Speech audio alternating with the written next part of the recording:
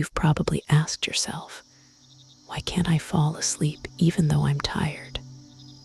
You've tried every method, every hack, but still you wonder, how do you make yourself fall asleep? What helps you fall asleep fast? You're not alone, you're tired, not just physically, but in your bones, in your breath, in your soul. You lie down, yet the mind won't let you go. The body begs for rest, but sleep stays far away. Countless souls lie awake, scrolling through insomnia tips, hoping to find something, anything, that works. But perhaps the answer isn't in trying harder. Perhaps the secret to how to fall asleep fast is learning how to let go. Tonight, we return to the ancient wisdom of Zen Buddhism, not as a philosophy to study, but as a gentle balm for the restless mind and a weary heart. These stories are not told to entertain. They are told to soothe, to soften, to heal. And as they unfold, you may find the very thing you've been searching for. We are scattered across the world, but stories bring us into the same quiet room.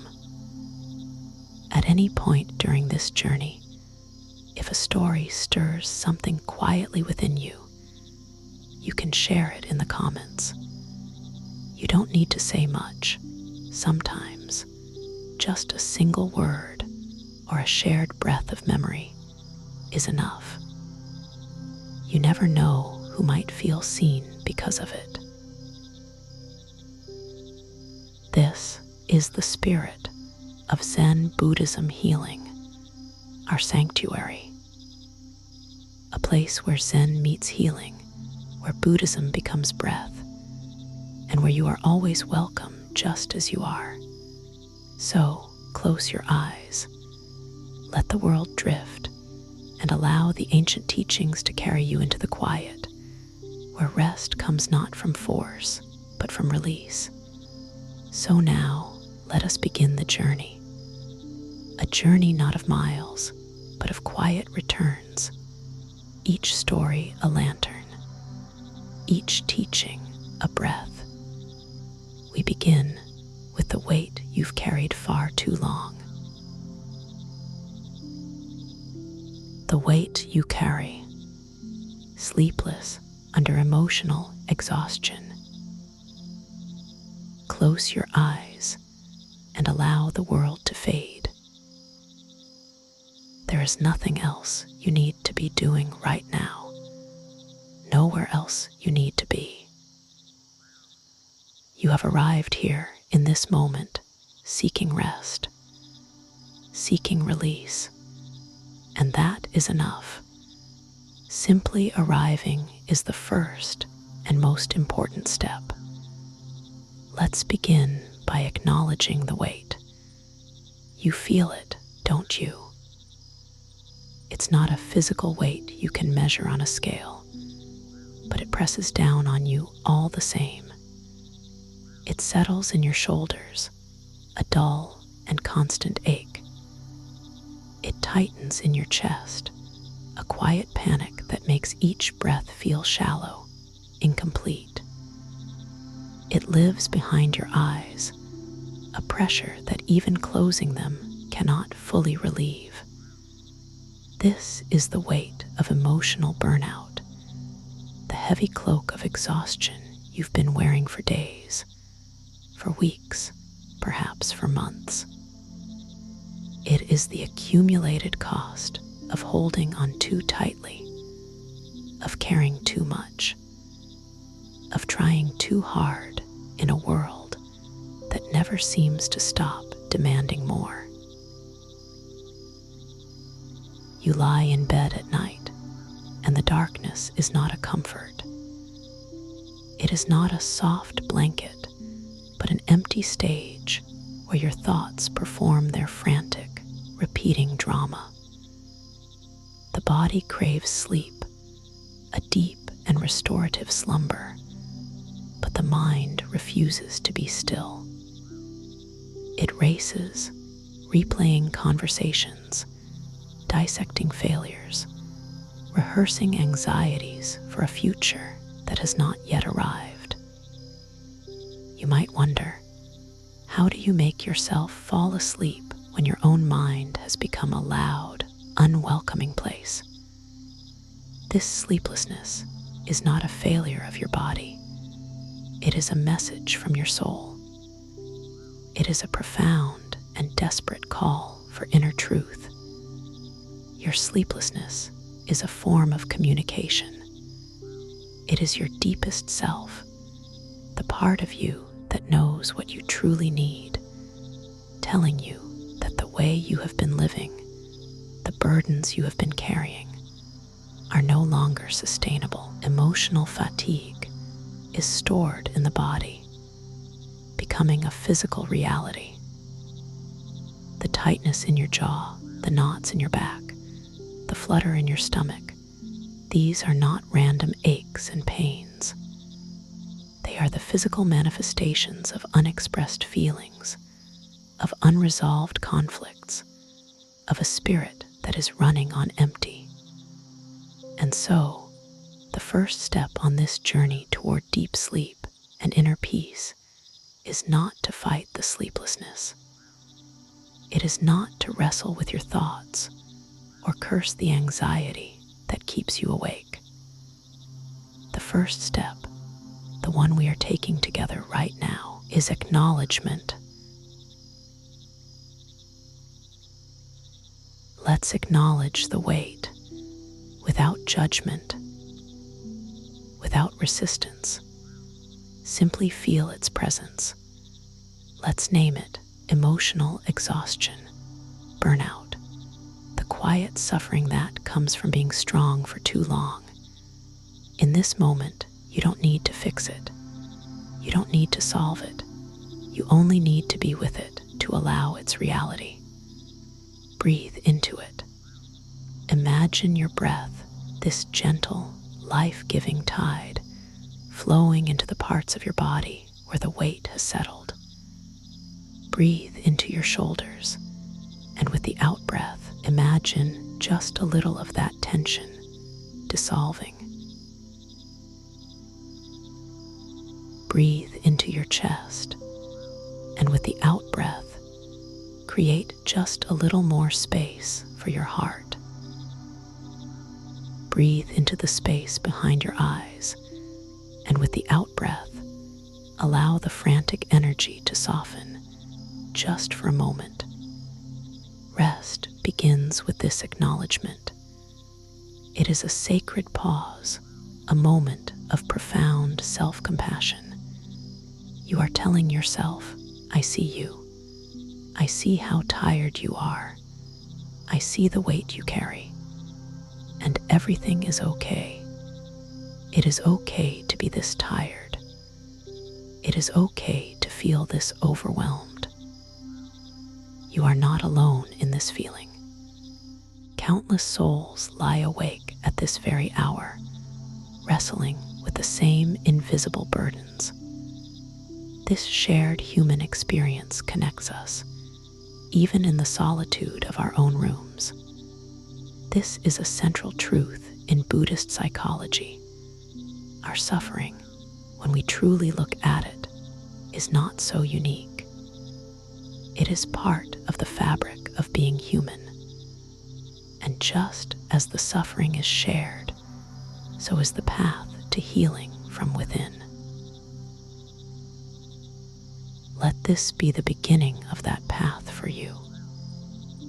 Think of a traveler who has been walking for many miles through a dense, unforgiving forest. On his back, he carries a sack filled with stones. He does not remember when he first started carrying it, but over time, he has added more and more stones to the sack. Each stone represents a worry, a regret, a fear, a responsibility he felt he could not put down. At first, the sack was manageable, but with every step, every mile, it grew heavier. The straps dug into his his shoulders. His back ached. His legs grew weary. Now the sun is setting, and the traveler is desperate for rest. He finds a small, clear stream and a patch of soft moss that looks like the perfect place to sleep. He lies down, but he cannot find comfort. The sack of stones digs into his back, its lumpy, hard contents a constant, painful reminder of his journey. He tosses and turns, but the weight is always there, preventing him from sinking into the rest he so desperately needs. For a long while, he simply accepts this as his fate.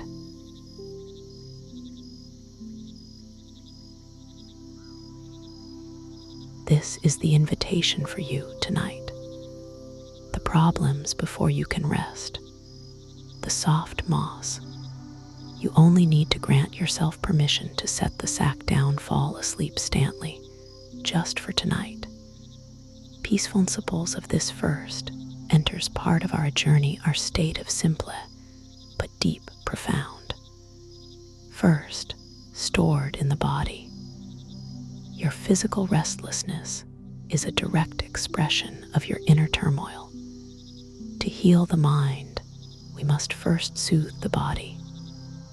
Still there, second, that rest begins with acknowledgement. We cannot release a weight that we refuse to acknowledge. By turning toward your exhaustion with gentle acceptance, you rob it of its power to agitate you. You transform it from an enemy to be fought into a teacher to be heard. And third, that sleeplessness is a call for inner truth. It's a sign that your life is out of balance. It's a loving, albeit painful, signal from your deepest self that it's time for a change. It is an invitation to look at what you are carrying and to ask yourself, with profound honesty, must I continue to carry this? So let's practice this acknowledgement together, right now, as you lie here. Let's create a small ritual of setting down the sack. Bring your awareness back to your breath, a gentle in-breath and a long, slow, sighing out-breath. With your next in-breath, I want you to silently acknowledge one thing that feels heavy in your heart or mind. It could be a worry about work, a difficult relationship, a feeling of not being good enough. Just name it silently to yourself. Hold it gently in your awareness, without judgment. Now, as you breathe out, imagine you are placing that specific stone on the ground beside you. Just for tonight. You can pick it up again in the morning if you must, but for now, it is not yours to carry. Let's do that again. Breathe in and gently acknowledge another weight you are carrying. A regret from the past, a fear for the future, a sense of pressure. And as you breathe out, a long, slow, gentle breath, set it down. Imagine it leaving your body, your mind, your energy field. Feel the space it leaves behind. A little more lightness, a little more room to breathe. One more time. Breathe in and connect with the simple, heavy feeling of emotional exhaustion itself, the sheer tiredness of it all. And as you breathe out, Release the struggle against it. Set down the need to not be tired. Allow yourself to be exactly as you are, tired and ready for rest. Let go. You see, the mind believes it must solve problems through thinking. But for the problem of emotional burnout, thinking is often the problem itself. The solution is found not in more mental activity, but in less. It is found in the body. It is found in the breath. It is found in stillness. This is a form of Buddhist meditation for beginners, a simple, accessible practice of mindfulness that brings immediate relief. It's not about emptying the mind, which is an impossible task. It's about changing your relationship with your mind. You are learning to become the calm, non-judgmental observer of your thoughts, rather than being swept away by them. You are the traveler, and the thoughts are the stones. You are not the stones. This journey we are embarking on tonight is based on timeless wisdom, on Zen stories for deep sleep that have guided people to inner peace for centuries. These are not just fanciful tales. They are Buddhist bedtime stories that contain profound psychological truths. They are maps that show us the way back to ourselves, back to the natural state of peace that is our birthright.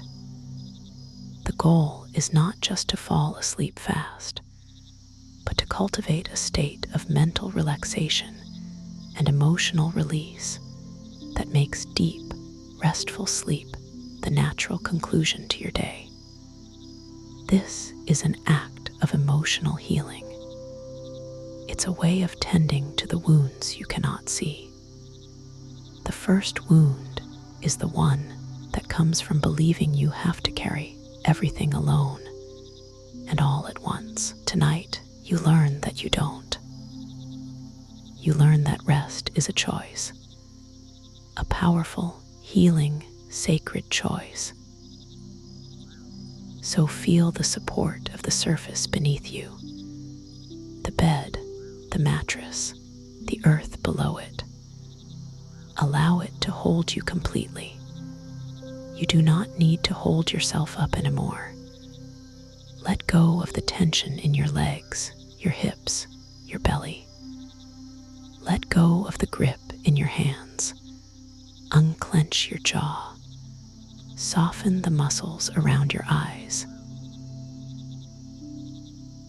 The weight you carry has been your companion for a long time. It may feel strange to be without it. There might be a sense of emptiness, of vulnerability. That's okay. Stay with that feeling. Let it be there. This is the space where healing begins. This is the quiet ground where peace can finally take root.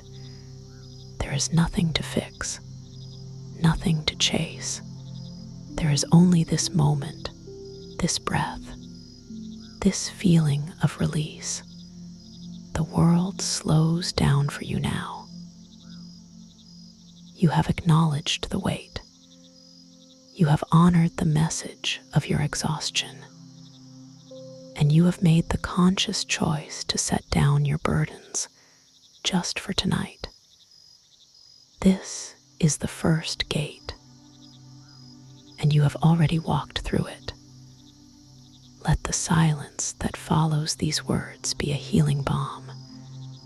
Let it be the soft moss for your weary soul. In this stillness, everything is okay. You are safe. You are held, and you are on your way to the deep sleep you so richly deserve. Breathe. let go.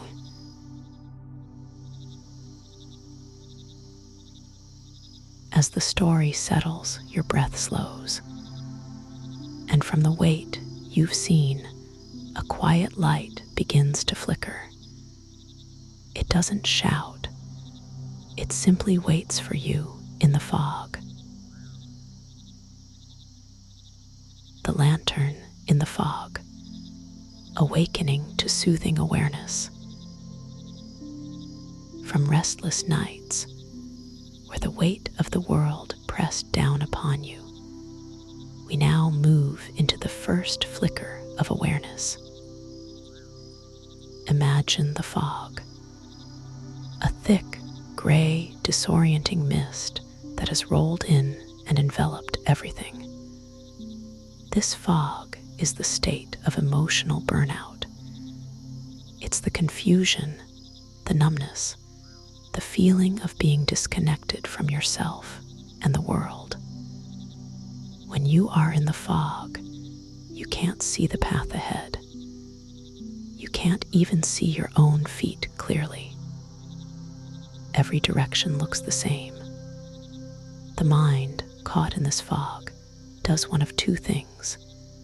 It either panics, thrashing around trying to find a way out, which only leads to more confusion and exhaustion, or it shuts down, sitting numbly in the gray, convinced that there is no way out. This fog is where your anxiety lives. It's the uncertainty, the lack of clarity. Your mind desperately wants to see, to know, to have a plan. But the fog denies this. And so the mind spins stories of what might be lurking in the mist, creating fears and catastrophic scenarios that feel intensely real. But what if there was a third option? An option taught in the quiet halls of a Buddhist temple and in the mindful heart of Zen Buddhism. This option is not to fight the fog, nor is it to surrender to its numbness. The third option is to simply be aware of the fog, to notice it. This is the principle that awareness is the first light. It is the lantern in the fog. Imagine yourself standing in this thick, silent mist. Your heart is beating a little faster. You feel lost. Instead of trying to run, you stop. You plant your feet firmly on the ground. You take a breath, and you just notice. You notice the way the cool, damp air feels on your skin. You notice the muffled quality of sound, as if the world is wrapped in cotton. You notice the gray light, how it diffuses and softens everything. You notice the thoughts in your mind, the fear, the desire to escape. But you notice them as you would notice clouds passing in the sky.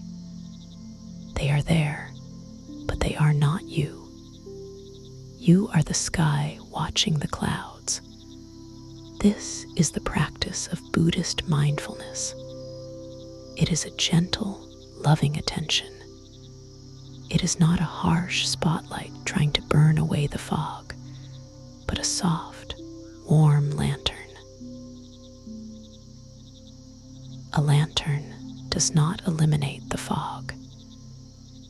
If the mist is thick enough, a lantern might only illuminate a few feet around you. It doesn't show you the final destination. It doesn't reveal the entire path, but it does one crucial thing. It shows you where you are right now. It illuminates the ground directly beneath your feet. It brings a small circle of clarity and warmth into the vast, disorienting gray. And in doing so, it changes everything. With the lantern, you are no longer lost. You are simply here, This gentle awareness is the start of all emotional healing. The second core principle of this section is that pain dims but does not destroy clarity. Your burnout, your anxiety, your sadness, they are like the fog. They can obscure your inner light, make it seem distant or even extinguished.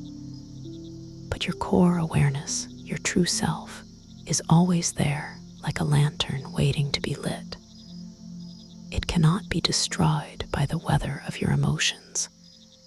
It might be forgotten, it might be neglected, but it is always present, waiting for you to turn your attention toward it. The simple act of paying attention, of being mindful, is the act of lighting that lantern. You don't create the light. You simply reveal what was already there. The third principle is that attention soothes when it is gentle. So often, we use our attention like a weapon. We turn it on ourselves with harsh judgment and criticism. Why am I so tired? Why can't I handle this? I should be stronger. This kind of attention is like a glaring, interrogating spotlight. It creates more tension, more fear. But the awareness we are cultivating here is different. It is a soft, compassionate, motherly attention. It is the quality of attention you would give to a frightened child or a beloved pet. It is warm, accepting, and kind. When you turn this gentle attention toward your own pain, your own exhaustion, it begins to soothe the nervous system. It sends a powerful message to your body and mind. You are safe. It is okay to feel this way. I am here with you. There is no judgment. This is the foundation of Buddhist psychology, the power of compassionate presence to heal suffering. Let us consider a story, a Zen story for deep sleep that illustrates this simple power. In a monastery nestled high in the mountains, there lived a young monk named Kaido. Kaido was diligent and devoted, but he suffered from a restless mind. His thoughts were like a swarm of angry bees, constantly buzzing, worrying about his duties, comparing himself to the other monks, and fearing he would never find true inner peace. His attempts to meditate were a torment. The more he tried to force his mind to be quiet, the louder it became. His inner turmoil was so great that he could not find restful sleep.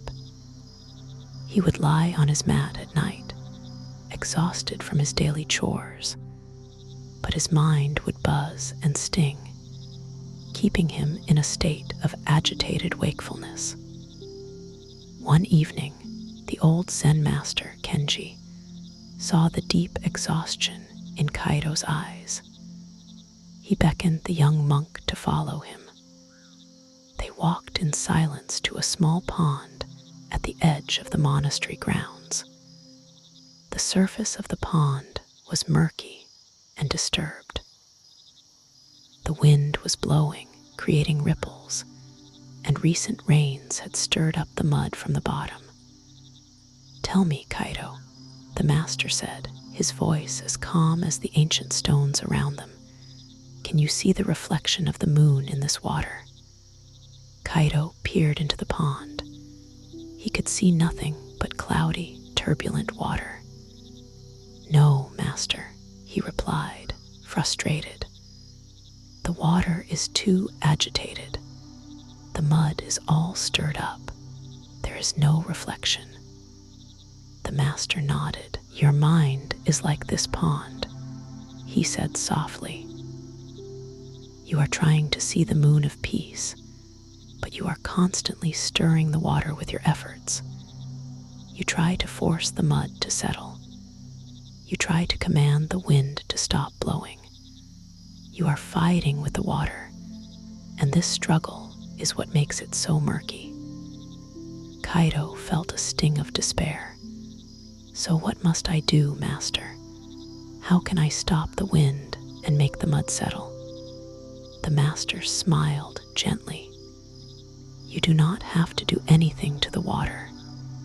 That is the great secret. Your only task is to sit beside the pond and watch. Do not try to change it. Do not judge it for being muddy. Simply give it your quiet, patient attention. Be the loving witness to its turmoil. The wind will eventually calm on its own. The mud, when it is no longer being stirred by your struggle, will naturally, in its own time, settle to the bottom. You do not force the clarity, you simply allow it to emerge.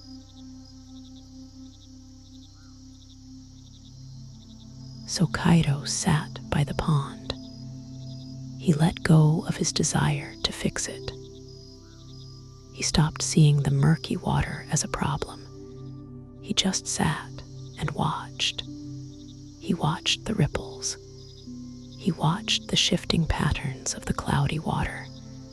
He felt the wind on his face and simply noted its presence.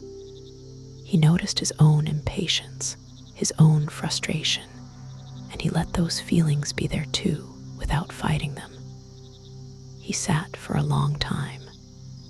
The sun set, and the real moon rose in the sky. And as the night grew still, the wind over the pond began to soften. The constant agitation on the surface began to calm. And slowly, ever so slowly, the mud began to sink. At first, there was just a faint, shimmering hint of light in the water. Then, as the water grew clearer and more still, a perfect, luminous circle appeared on the surface. The moon. It had been there all along, waiting patiently for the water to be still enough to reflect it. Kaido gasped.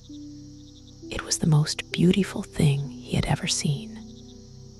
He looked up at the Master, his eyes filled with tears of understanding. The Master simply placed a hand on his shoulder. The peace you seek is the moon, he said.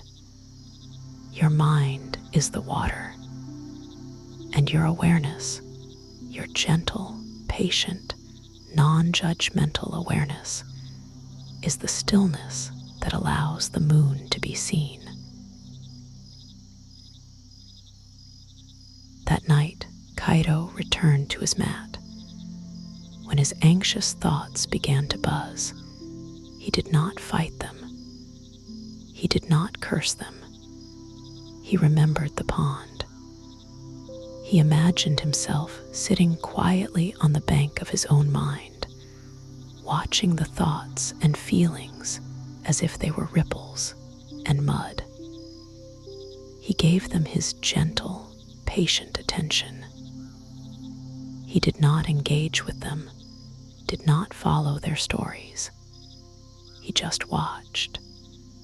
And like the mud in the pond, the frantic energy of his thoughts, no longer being stirred by his resistance, slowly began to settle. He did not force himself to sleep. He simply rested in this state of soothing awareness. And from that place of calm observation, he drifted into the deepest, most restful sleep he had known in years.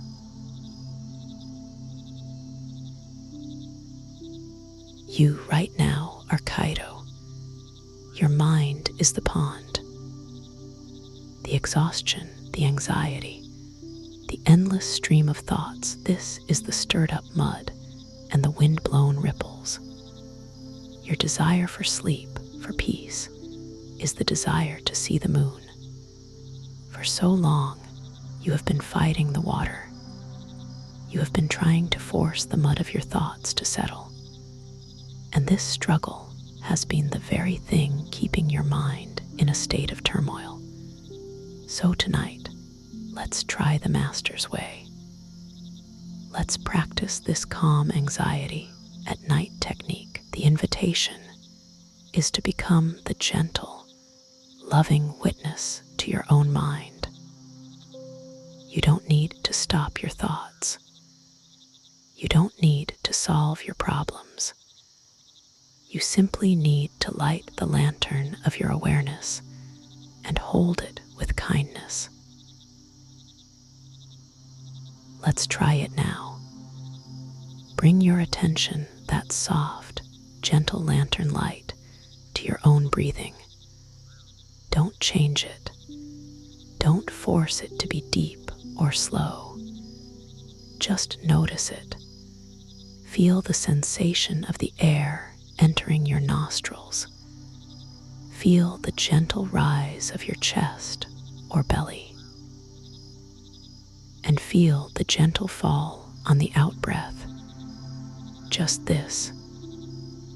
In this moment, there is only the breath. It is the anchor in the fog. It is the still point at the center of the pond. Now a thought will inevitably arise. A worry, a memory, a plan. When it does, see if you can notice it without getting caught in it.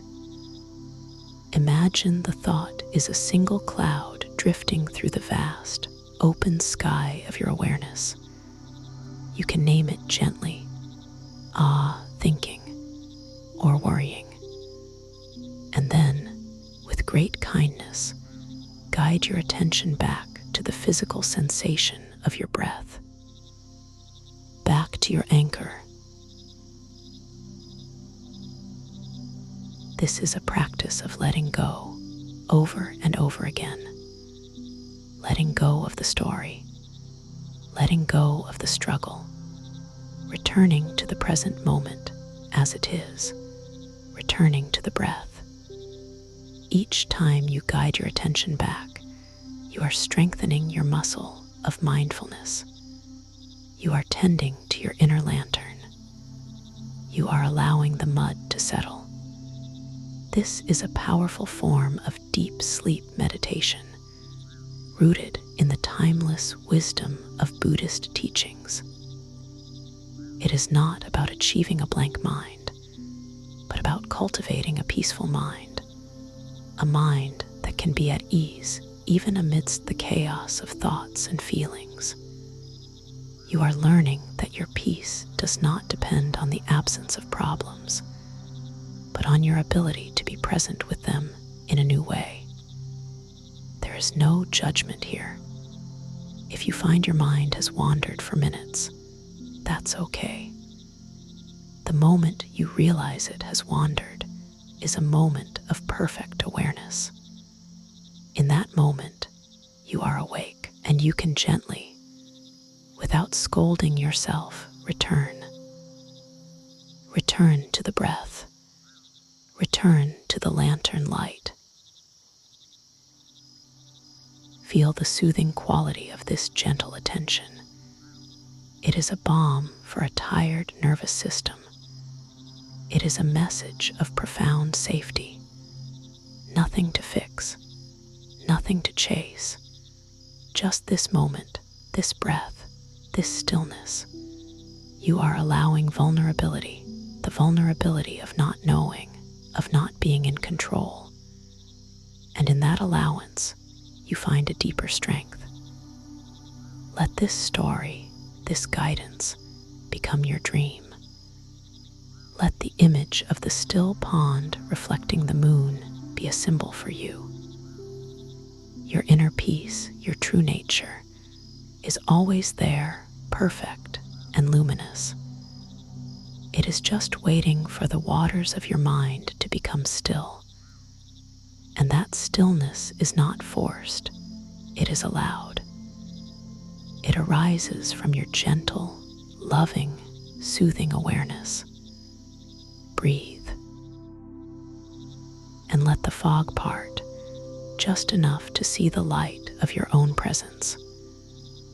Let the mud settle just enough to catch a glimpse of the moon. This is the path to healing. This is the way to deep, restful sleep.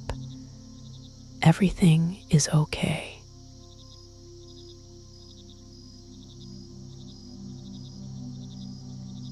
What we begin to see, we can begin to release.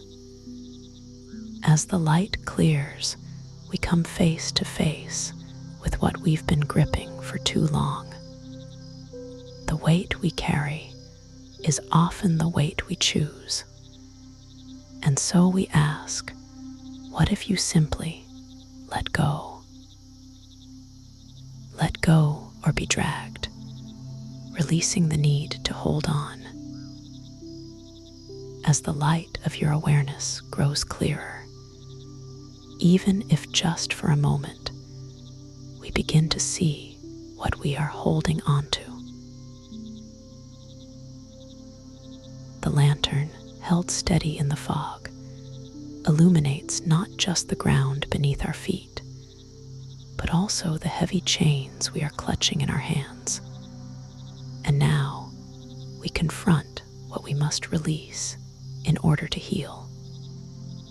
The mind, in its search for safety, has a powerful instinct to grasp. It holds onto past hurts, believing that by constantly re-examining them, it can somehow prevent them from happening again. It holds onto future anxieties, believing that by rehearsing every possible negative outcome, it can control what is to come.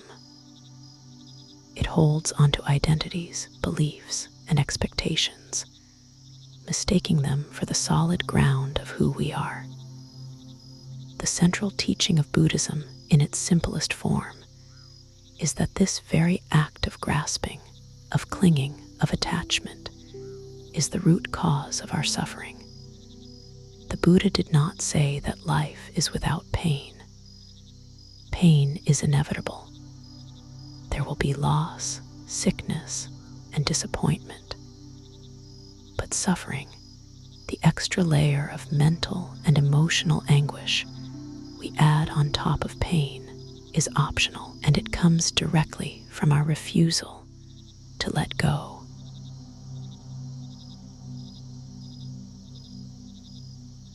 There is a famous Zen proverb, "Let go or be dragged." Imagine holding tightly to a rope that is tied to a wild horse. The horse is life itself, unpredictable, powerful, and always in motion. As long as you cling to that rope, convinced you can control the horse, you will be dragged through the mud, over rocks, and through thorny bushes. You will be bruised, battered, and exhausted. Your struggle, your desperate attempt to hold on, is what causes the pain. Letting go of the rope seems terrifying. It feels like failure, like giving up. What will happen if you are no longer holding on? But the wisdom of this teaching is that letting go is not weakness. It is the ultimate act of wisdom. When you release the rope, the horse will continue on its way. And you will be left in peace. You will be free. You can stand up, brush yourself off, and choose your own path. This is the core principle we explore now. Letting go is not weakness, but wisdom. It is the understanding that true control is found not in grasping, but in releasing. The second principle follows from this. Attachment causes suffering. It is not the event itself, but our attachment to how we think the event should have been that torments us. It's not the criticism we received, but our attachment to being praised.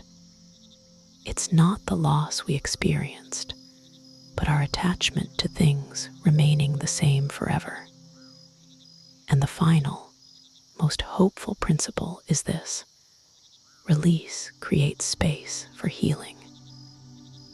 When our hands are clenched tightly around our grievances and fears, they cannot be opened to receive the peace, joy, and love that is also available in this moment. By letting go, we create an inner spaciousness. We empty our cup so that it can be filled with something new. This process is the very heart of a letting go guided meditation. It is the key to emotional release and the doorway to deep sleep. Let's immerse ourselves in a classic Zen story, a Buddhist bedtime story that speaks directly to this truth. Two Zen monks, a senior monk named Tanzen and a junior monk named Aikido, were traveling together on a pilgrimage. They walked for many hours in silence, their path taking them along a muddy country road after a heavy rain. As they approached a bend in the road, they saw a young woman in a beautiful silk kimono standing by a massive puddle, unable to cross without soiling her fine clothes. She looked distressed and was clearly in a hurry. Without a word, the senior monk, Tanzen, walked up to her, lifted her into his arms, carried her across the vast expanse of mud and water, and gently set her down on the dry ground on the other side. She bowed curtly, without so much as a word of thanks, and hurried on her way. The two monks continued their journey, but the junior monk, Aikido, was deeply troubled. His mind was a storm of agitation.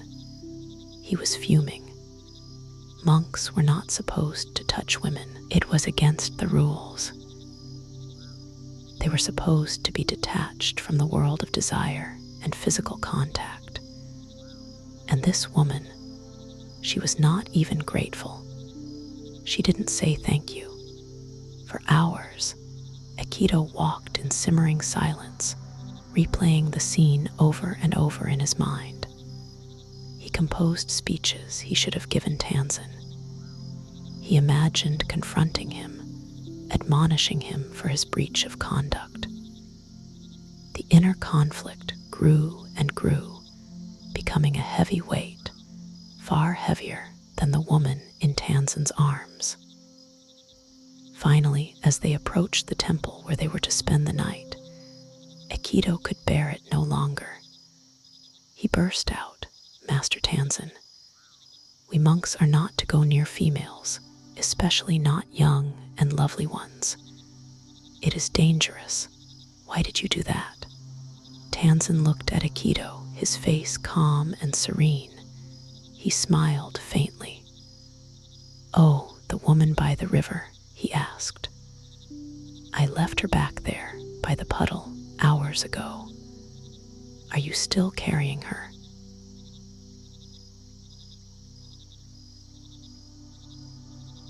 This story is a perfect illustration of letting go. Tanzen, the master, performed an act of simple, compassionate presence. He saw a need and he met it, without attachment to the rules, to the outcome, or to receiving gratitude. The moment the act was complete, it was complete in his mind as well. He put the woman down physically, and he put her down mentally. He let go. Aikido, on the other hand, did not touch the woman, yet he carried her for miles in his mind. He was being dragged by his attachment to the rules, his attachment to his idea of how a monk should behave, his attachment to his judgment of the woman's ingratitude. His suffering was entirely self-created. He was the one holding the rope.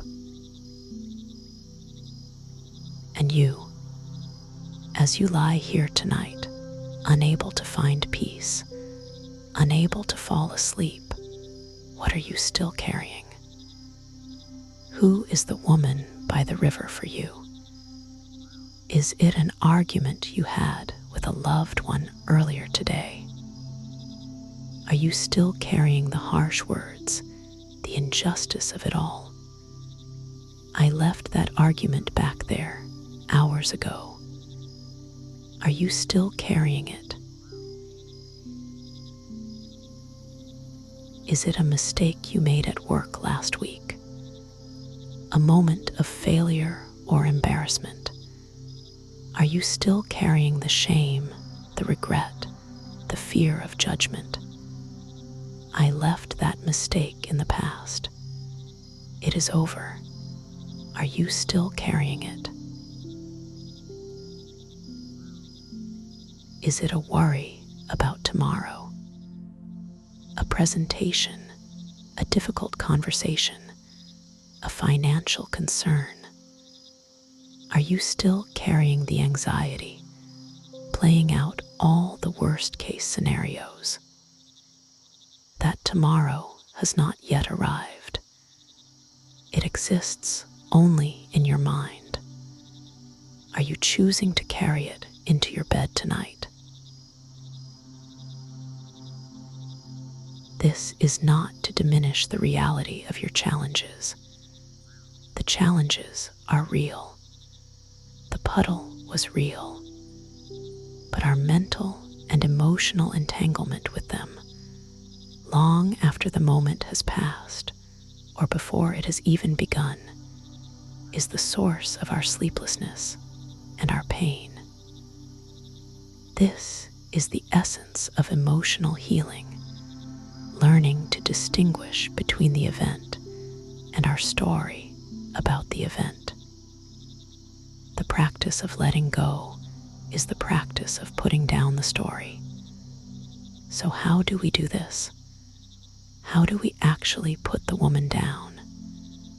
It is a practice, and it begins with the body. True letting go is not just an intellectual decision. It is a physical and energetic release. Let's try this practice together. A simple technique for emotional release. Bring your awareness into your hands. As you lie there, I want you to gently, slowly, clench your hands into fists. Not too tight, just a firm clench. As you clench them, I want you to imagine that you are holding onto one of the things you are carrying. It could be that anger, that worry, that regret. Feel the tension in your hands, your wrists, your forearms. This tension is the physical sensation of holding on. This is what you are doing in your mind and in your nervous system all day long. Just notice it. No judgment. This is the feeling of being dragged. Now, on your next out-breath, I want you to open your hands very, very slowly, finger by finger. Feel the release of tension. Feel the warmth and blood flow back into your palms. And as you open your hands, imagine you are releasing that worry, that anger, that regret. Let it go. Let it dissolve into the space around you. Your hands are now open, empty, receptive. This is the physical feeling of letting go. This is the space where healing can begin.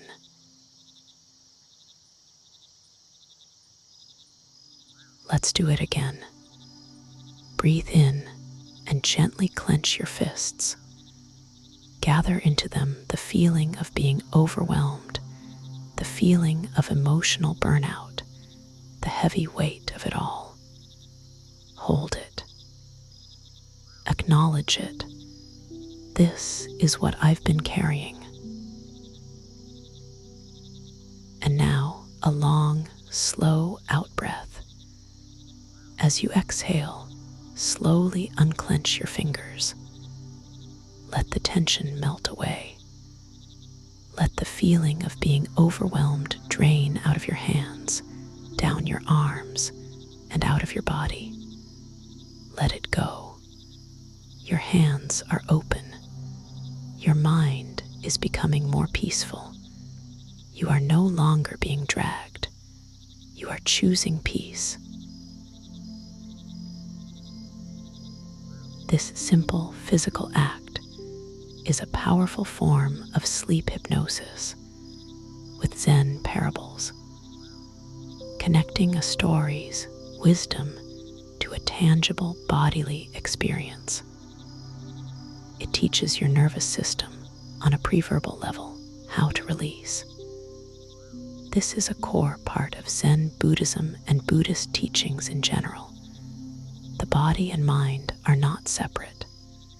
To calm the mind, we must calm the body.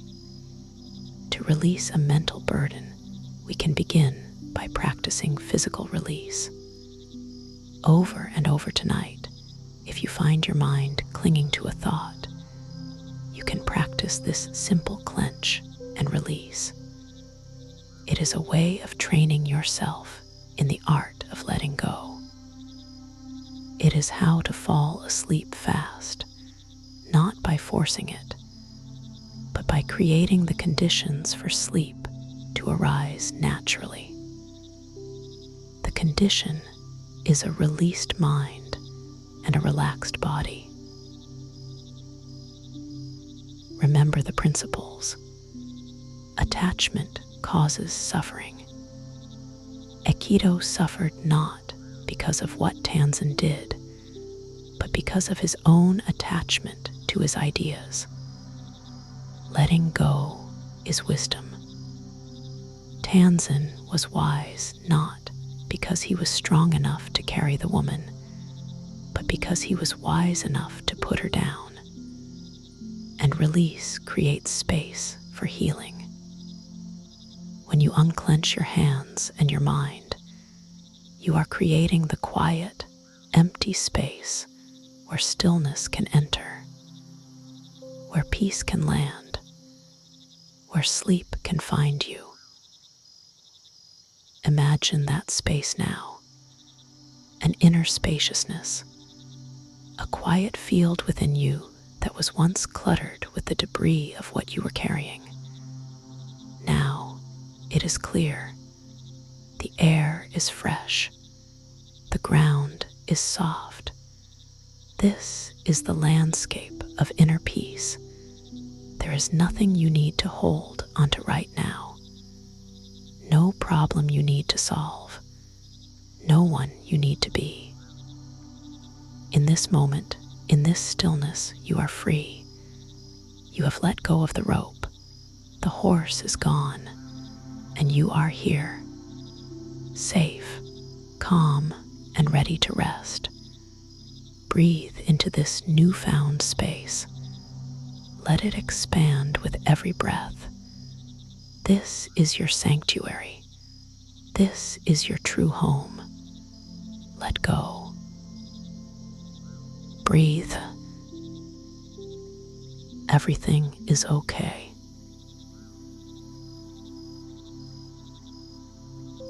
In the act of letting go, we may begin to feel exposed. But brokenness is not failure. It is the beginning of being seen, whole, and real. Let us follow the story of a bowl and the truth it holds when it cracks open. The bowl that breaks open, allowing vulnerability. In the spaciousness created by letting go, we may feel something unexpected. We may feel a little exposed, a little raw, a little fragile. The heavy armor of our grievances and anxieties, which we thought was weighing us down, was also a form of protection. It was a shell, and now that we've begun to set it down, we may feel a profound sense of vulnerability. Yet, as the transition reminds us, in letting go, we may feel exposed. Yet this vulnerability holds our truest strength. This is one of the great paradoxes of the spiritual path and a cornerstone of Buddhist psychology. We spend so much of our lives trying to be strong, to be unbreakable, to present a perfect, polished exterior to the world. We fear being seen as broken, as flawed, as not having it all together. But the timeless wisdom of the East teaches us that this pursuit of invulnerability is a dead end. It is in our broken places that the light gets in. It is in our willingness to be seen, in all our imperfect humanity, that we find our deepest connection to ourselves and to others. The first core principle for this part of our journey is that brokenness is not failure.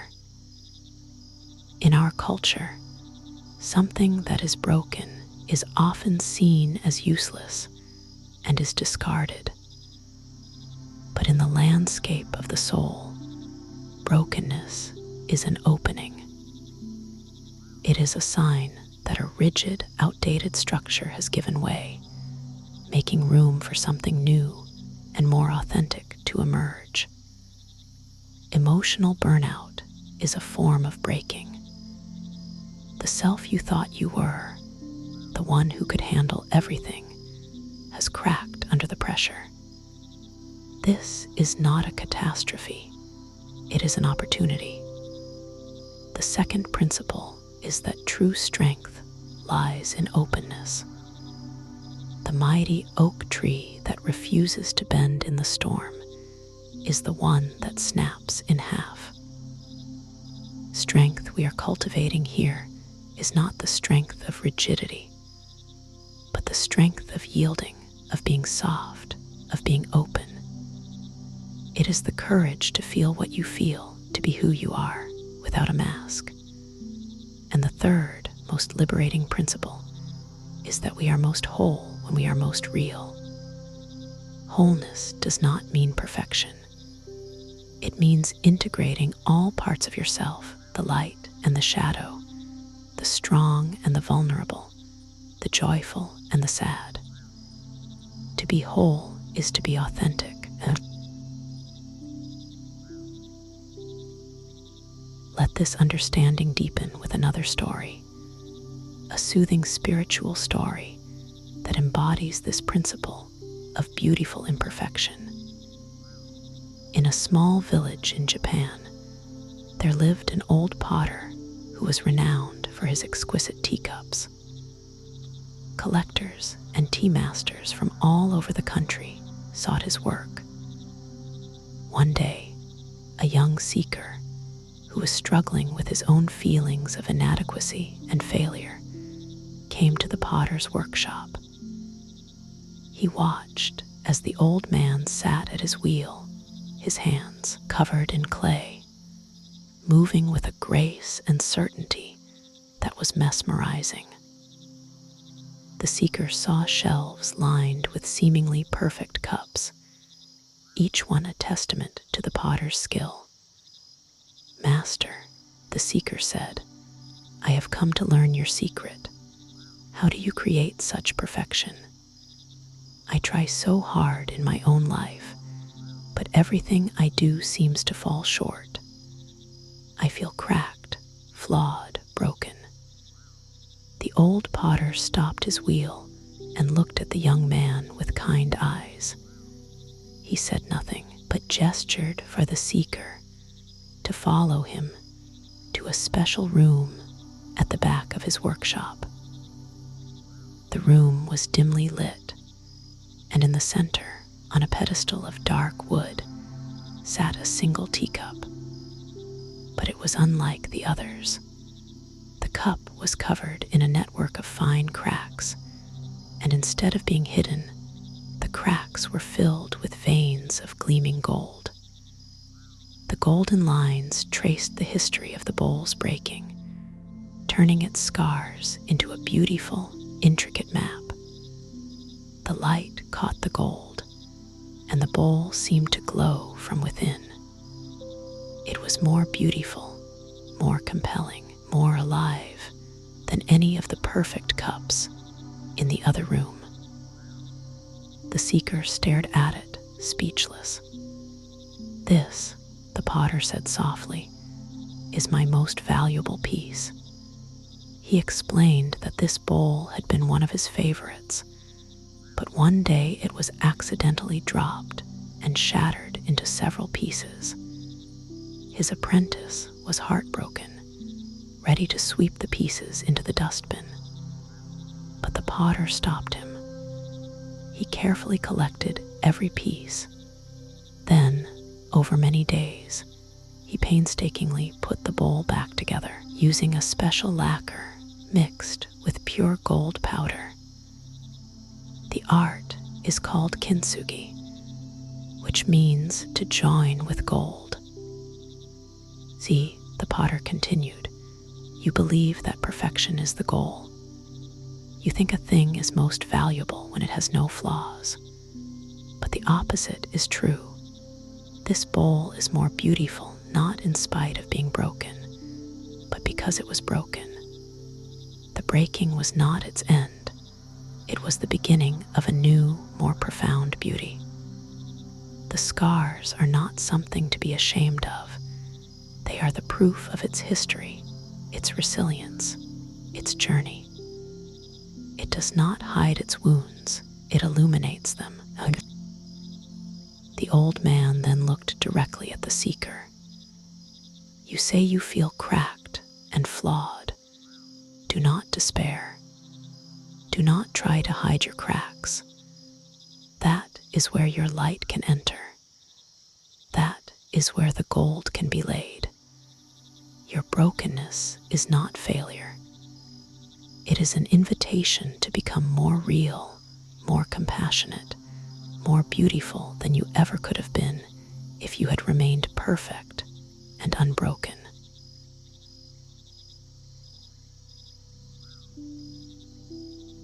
The seeker finally understood.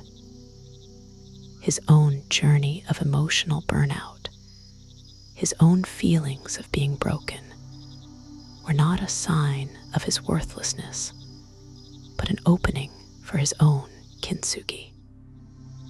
He realized that healing from within was not about erasing the scars, but about learning to hold them with love and transform them into sources of strength and beauty. You lying here may feel like that broken bowl. Life has dropped you. The pressures, the heartaches, the exhaustion, they have created cracks in your carefully constructed self. Your first instinct may be to hide these cracks, to feel shame, to wish you were smooth and perfect like you believe others to be. But tonight, I invite you to see yourself through the eyes of the old potter. I invite you to see the potential for gold in your broken places.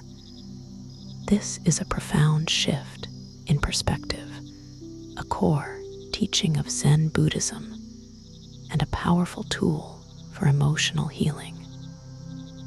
Let's practice this together.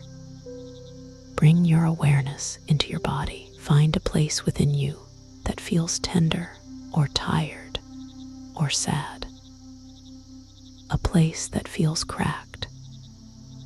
It might be your heavy heart, your anxious stomach, or just a general sense of fragility. Instead of turning away from this feeling, instead of wishing it were gone, can you just be with it for a moment? Can you bring the gentle, warm light of your awareness to this place, like the potter bringing his gentle attention to the broken pieces? Now imagine that your breath is liquid gold, a warm, luminous, healing light. As you breathe in, imagine this golden light flowing into that broken place within you. It doesn't erase the crack. It doesn't magically fuse it back together as if it never happened.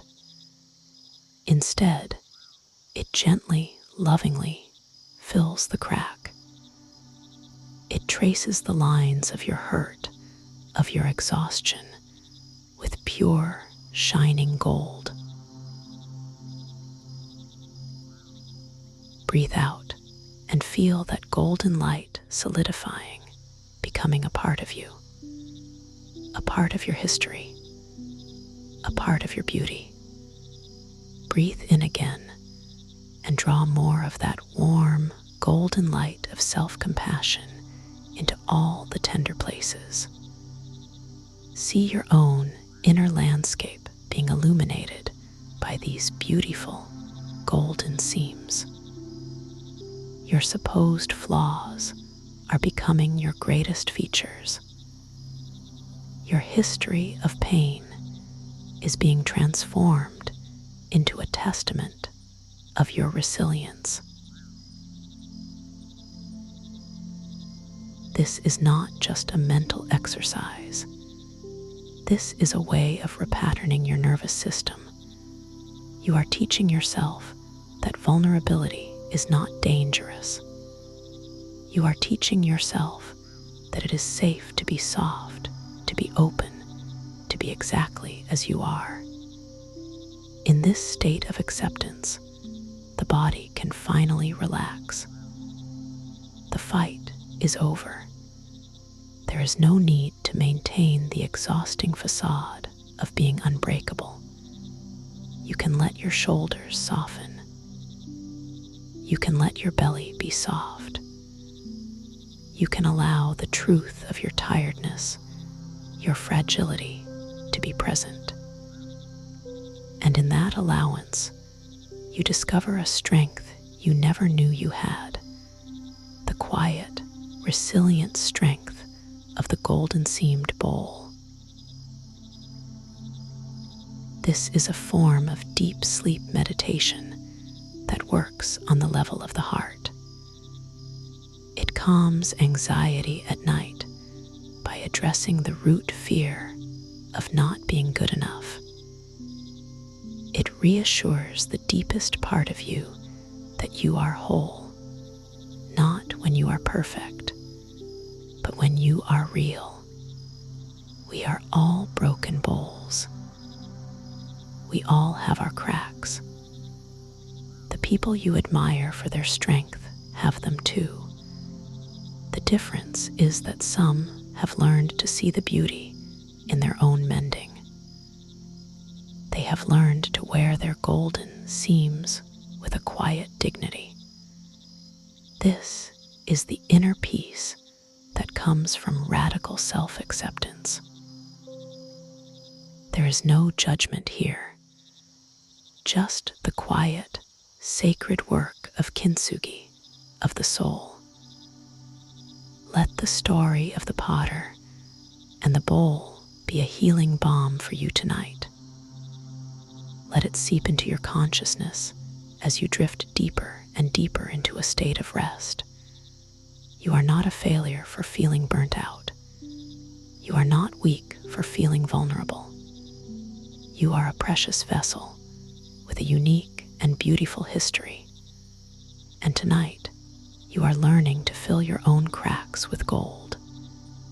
Let this gentle, healing light illuminate your path to sleep. Nothing to fix, nothing to hide, just the quiet beauty of what is. Let this thought be the last one you hold as you drift away. My broken places are where the light gets in. Everything is okay. You are beautiful. You are whole.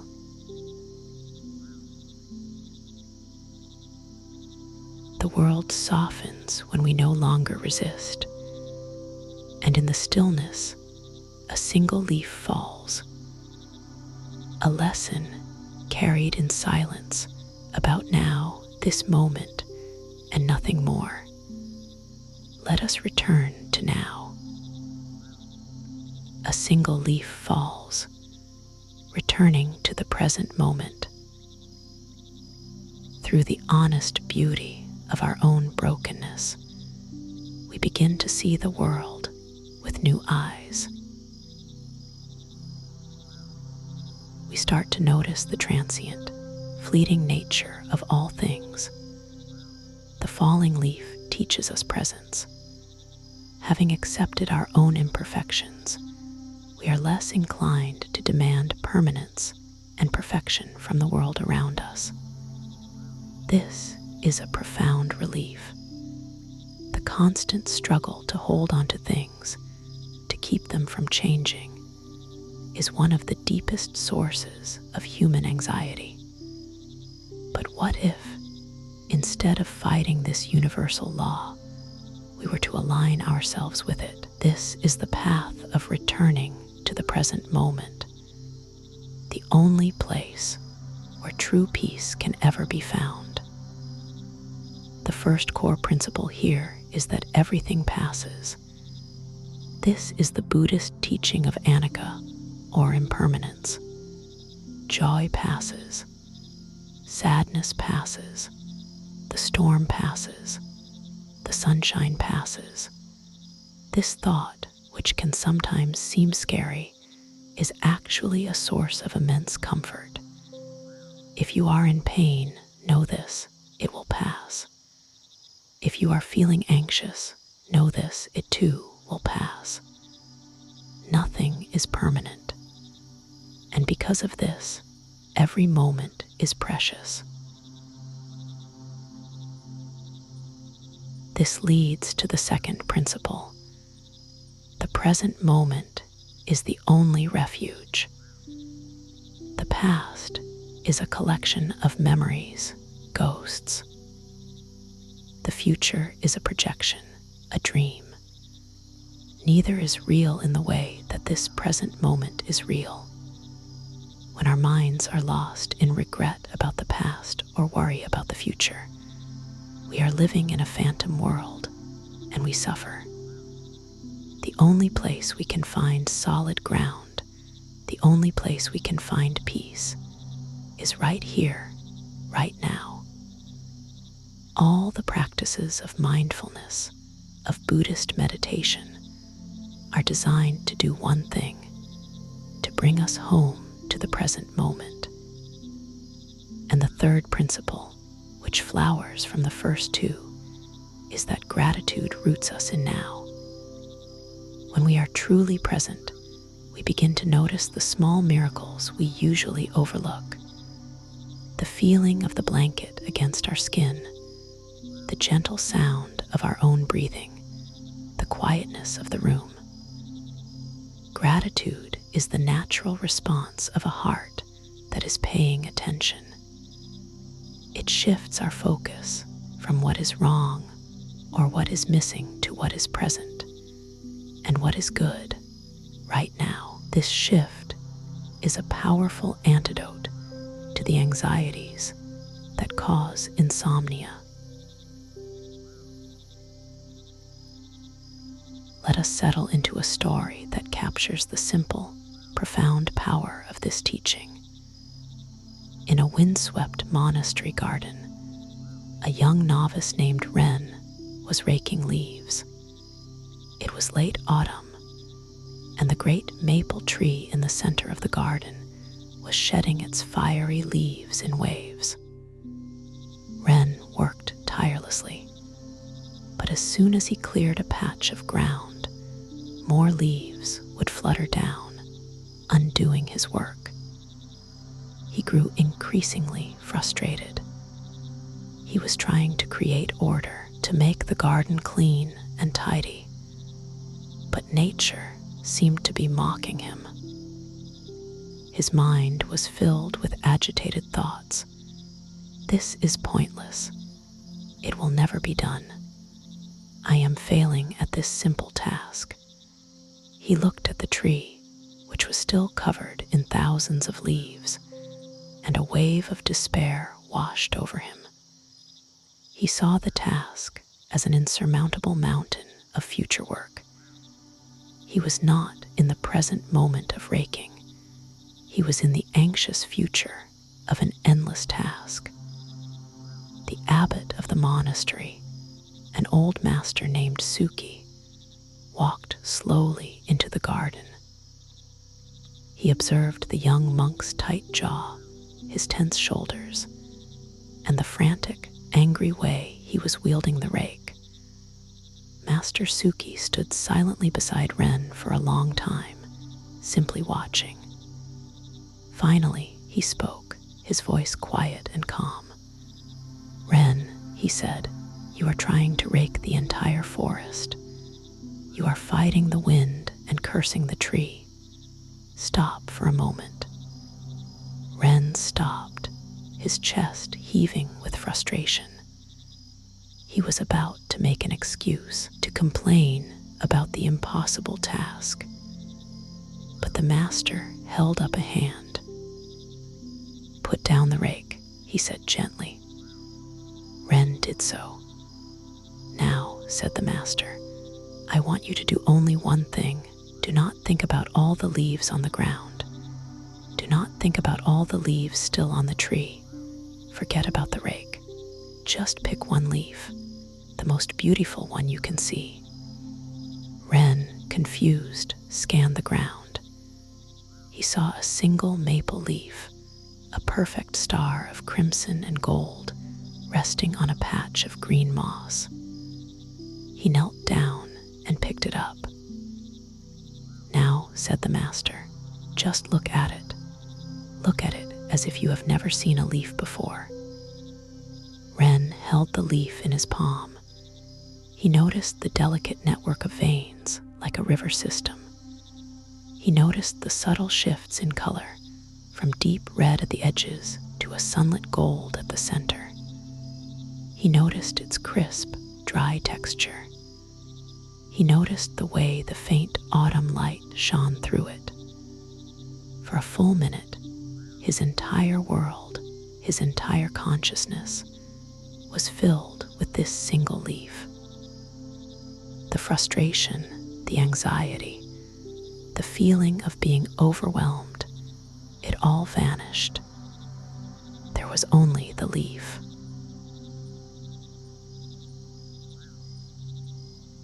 "This leaf," the master said softly, "had its time on the branch. It danced in the sun and rain. It gave shade. Now, its time has come to fall. It does not fight its falling. It does not cling to the branch in fear. It lets go and surrenders to the wind and makes a beautiful, silent journey back to the earth, where it will nourish the soil for new life. It is a perfect cycle. There is no struggle in it." The master then gestured to the garden. "This is not a task to be defeated," he said. "It is a process to be witnessed, a dance to be a part of. The goal is not a perfectly clean garden. The goal is to be present with the falling of a single leaf. If you can do that, you will find peace everywhere." Ren looked from the leaf in his hand to the master's serene face, and he understood. He had been so lost in the future of a finished task, that he had completely missed the beauty of the present process. He had been suffering because he was resisting the reality of autumn. The master's simple instruction had brought him crashing back into the present moment, and in that moment, there was no problem. There was only beauty, wonder, and a profound sense of peace. He picked up the rake again, but this time his movements were different. They were slow, graceful, and mindful. Each sweep of the rake was a meditation. He was no longer fighting the leaves, he was dancing with them. And his mind, for the first time that day, was still.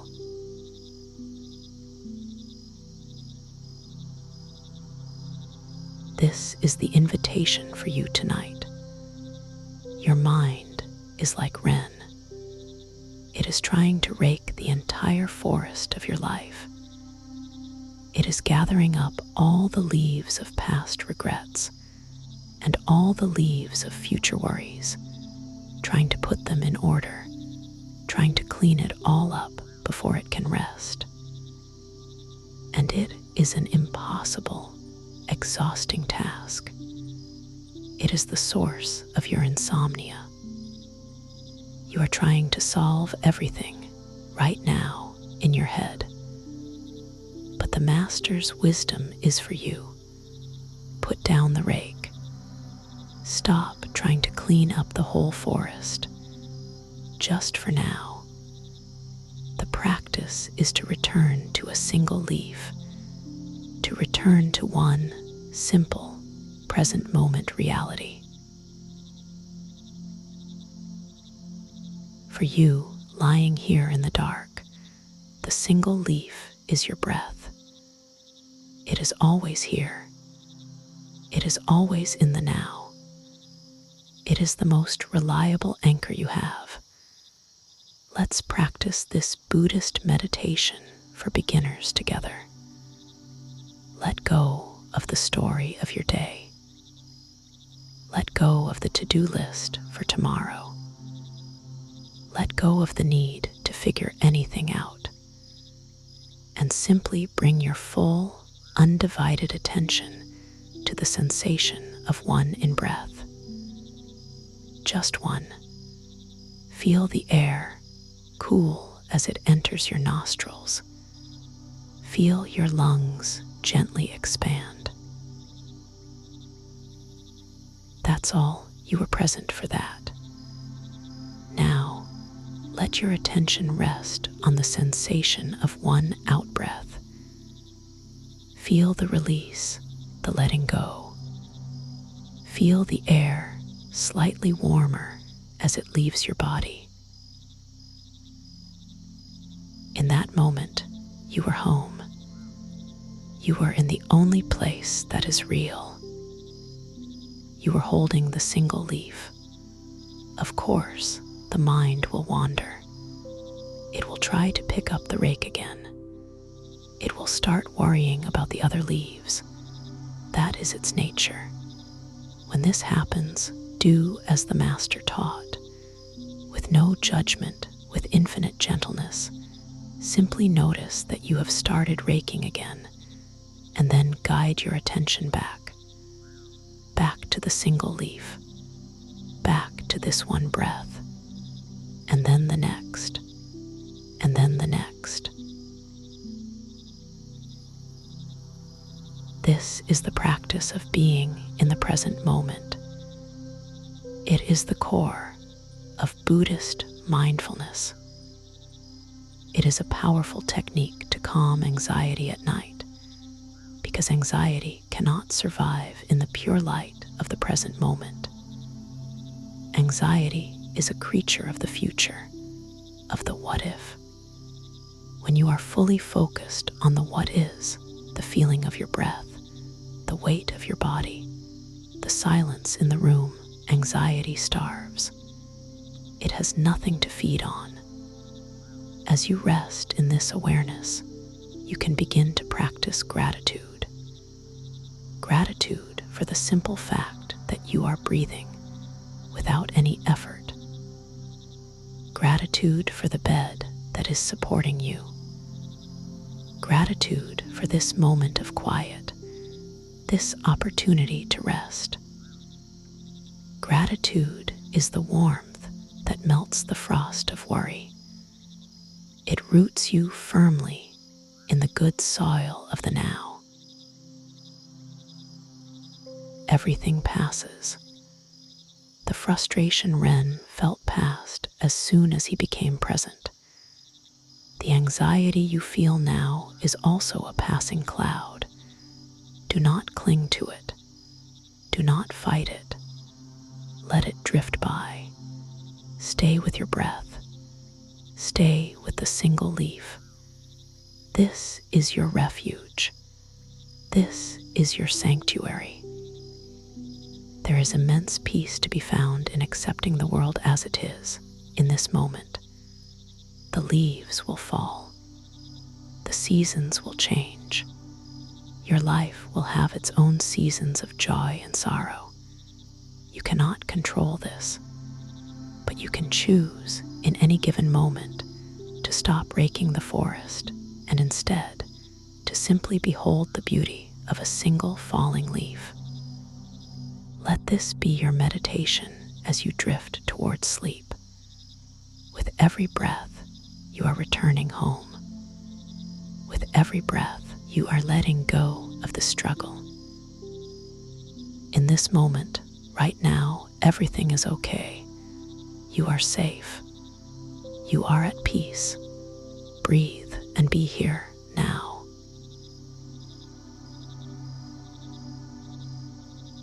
Some questions have no answers, only presence, only space. The mind tries to solve what the heart was never meant to fight. Come, let us listen to the sound of one hand. The sound of one hand, dissolving inner conflict.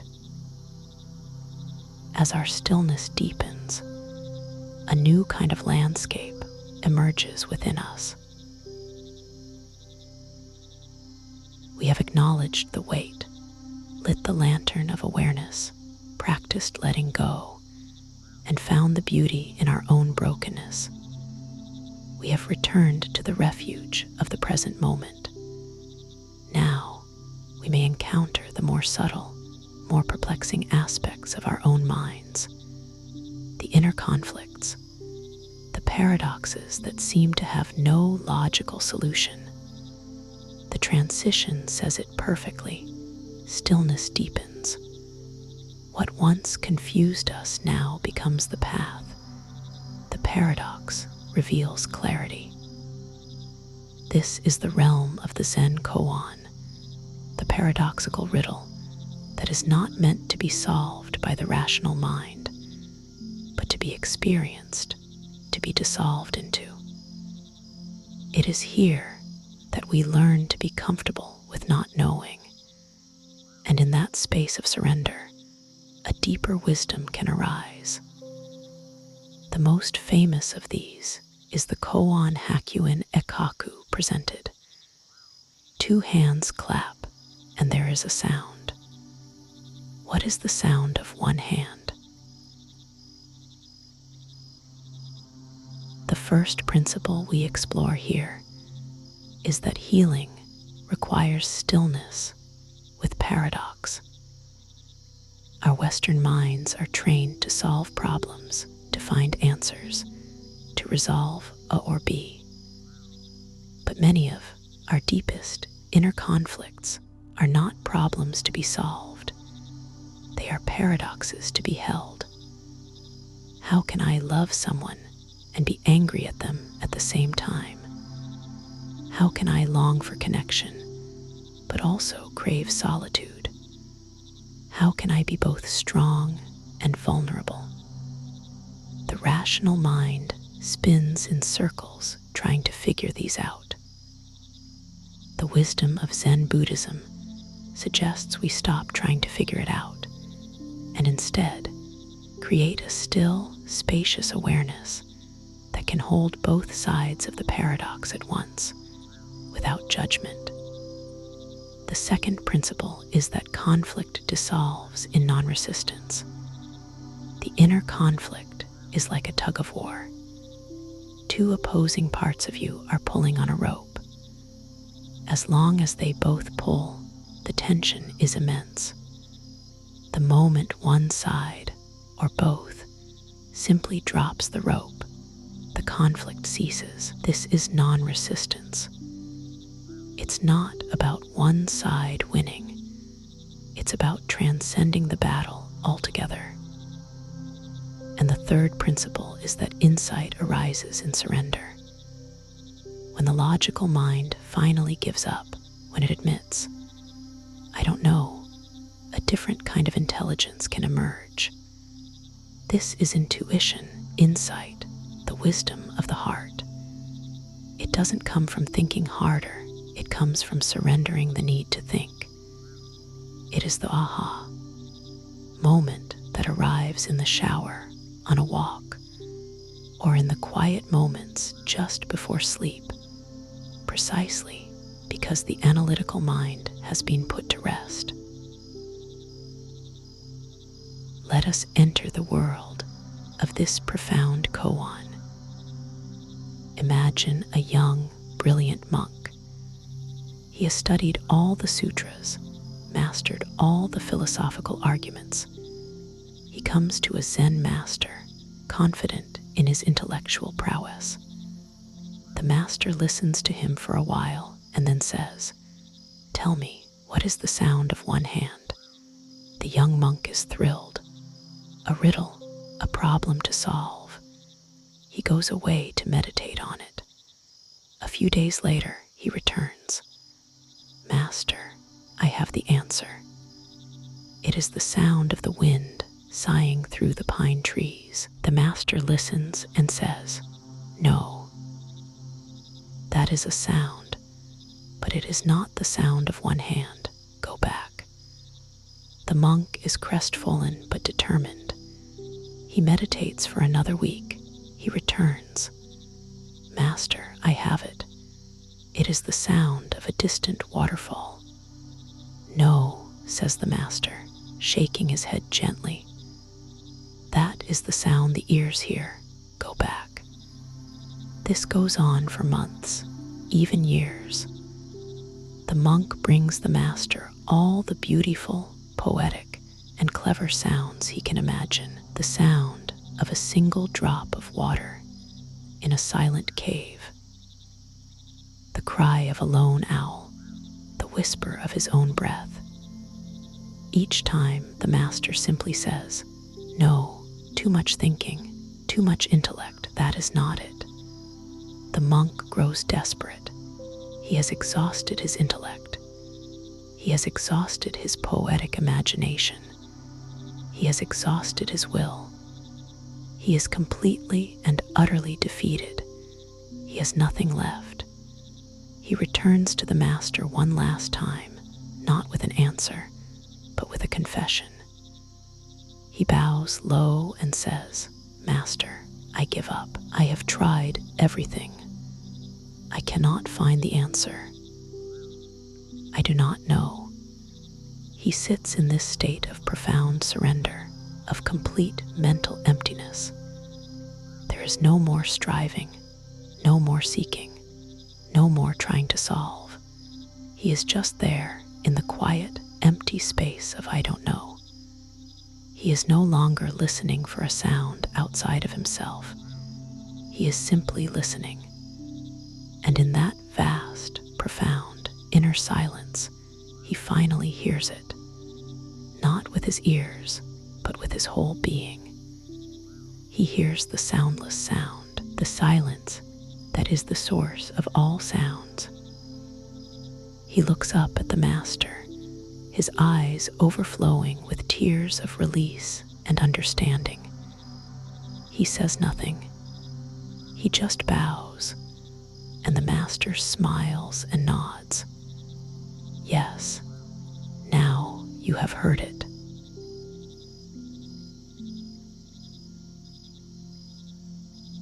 The The koan was never a question to be answered.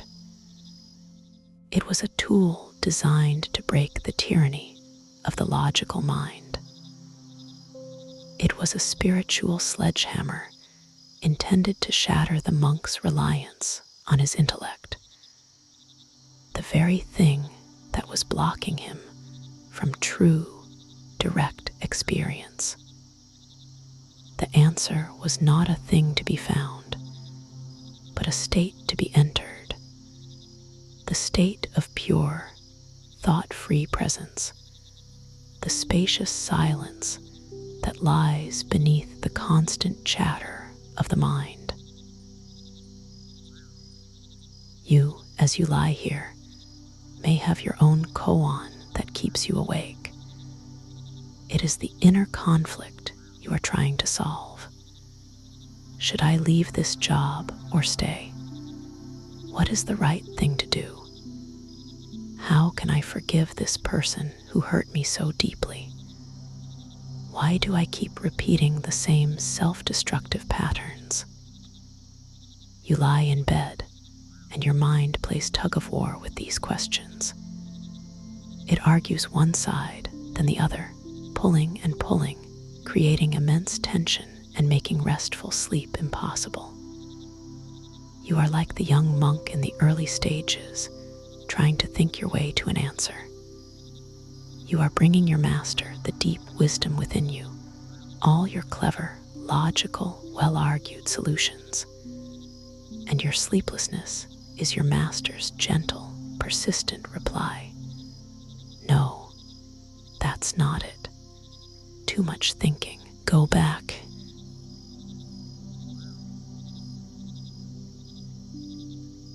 Tonight, the invitation is to follow the monk's entire journey, all the way to its conclusion. The invitation is to surrender. It is to drop the rope in your inner tug-of-war. How do you do this? You can start by acknowledging the conflict without trying to solve it. Bring the opposing forces into your awareness. On one hand, I feel this. On the other hand, I feel that. Hold both feelings, both ideas, in the spacious, compassionate container of your awareness. Don't choose, don't debate, just hold. This is the practice of being still with paradox. You are creating a space where both opposites can coexist. In this space, they begin to lose their charge. Now let's go deeper. Let's practice the surrender. You can say this to yourself silently, like a mantra. I don't know the answer right now, and that's okay. I release the need to figure this out tonight. I surrender this problem to a wisdom deeper than my thinking mind. Feel the release that comes with these statements. It's the feeling of the monk finally giving up. It's the dropping of the rope. It's the profound relief of letting go of the struggle. When you do this, you are not being passive or irresponsible. You are engaging in a more profound, more effective form of problem solving. You are creating the inner stillness required for true insight to arise.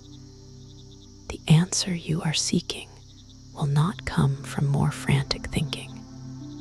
It will come as it did for the monk when the thinking stops. It may come in a dream tonight. It may come as a sudden flash of clarity tomorrow morning. It will arise from the silent, empty space you are creating right now. This is a sophisticated form of sleep hypnosis with Zen parables. It uses the story to guide you into a state of cognitive surrender, which is a prerequisite for deep sleep. The mind's job is to think and solve, and when it has an unsolved problem, it stays on high alert. By consciously and willingly surrendering the problem, you are giving your mind permission to stand down, to go off duty for the night. You are listening for the sound of one hand.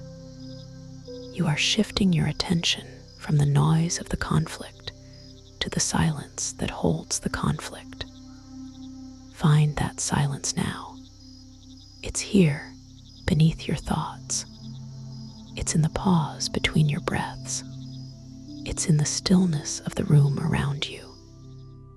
Let your attention sink into that silence. Let the silence speak where words no longer matter. This is the inner peace that surpasses all understanding. It's not the peace of having all the answers. It's the peace of being okay with not having them. It is the deep, restful peace of surrender. Your inner conflicts, your worries, your paradoxes, they are all like the clapping of two hands. They create noise, friction, energy. The sound of one hand is the sound of non-resistance. It is the sound of wholeness. It is the sound of your own being at rest. Let yourself drift on this ocean of silence. There is nothing to do, nothing to solve. You have given up the fight. You have dropped the rope. You have heard the soundless sound. And in this profound stillness, sleep can finally find you, like a gentle tide washing over a peaceful shore. Let go. Breathe. And listen to the silence.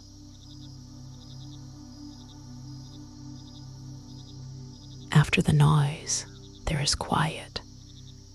After holding on, there is emptiness.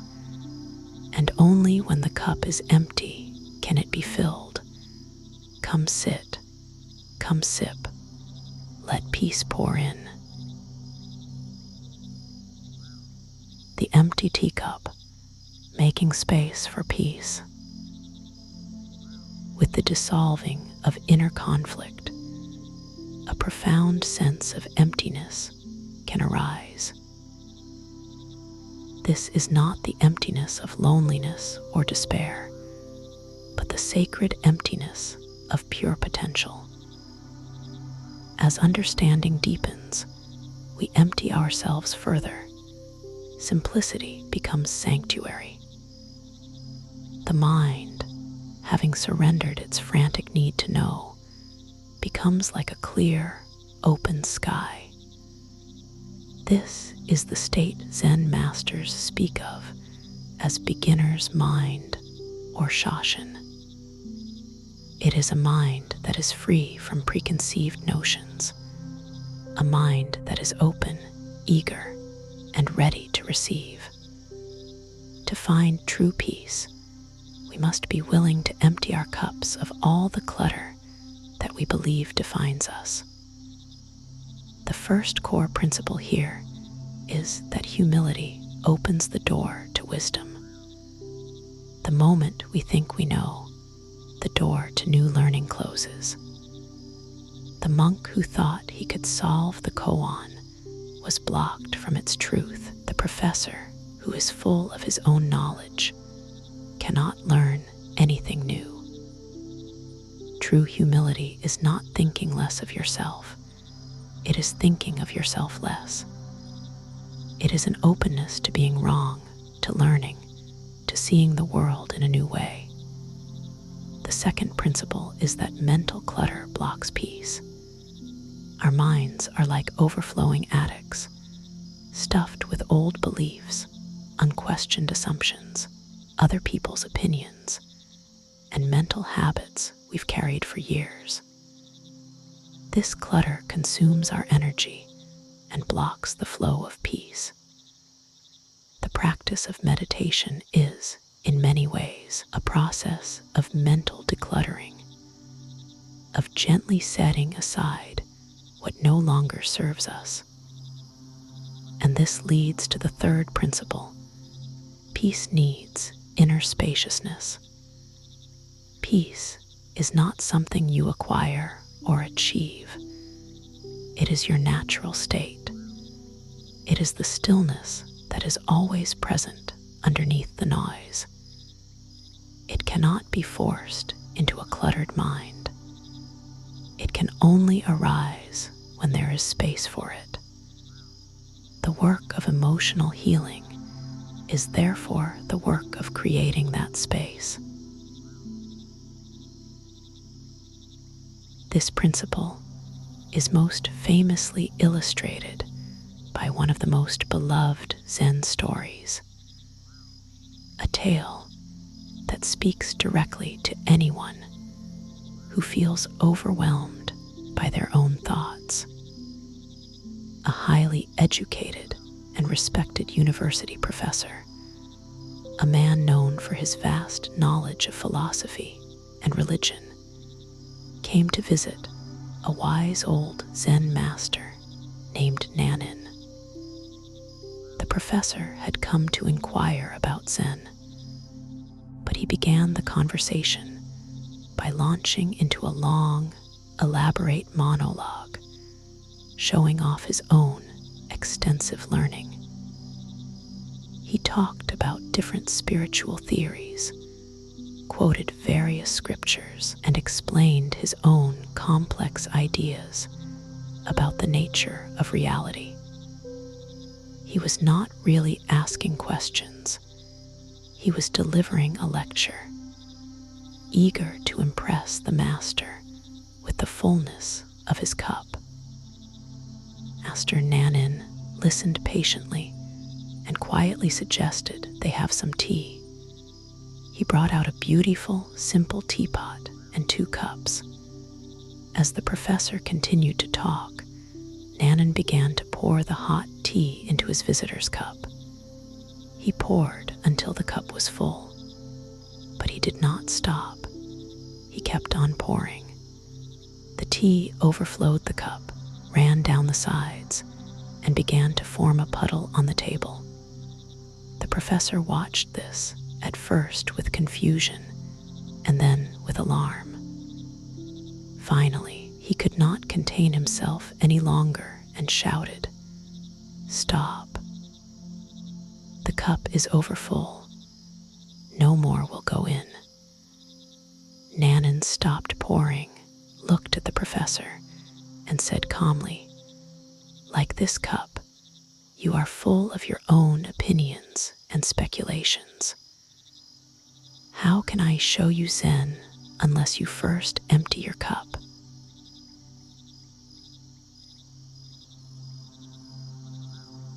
At that moment, the professor was humbled.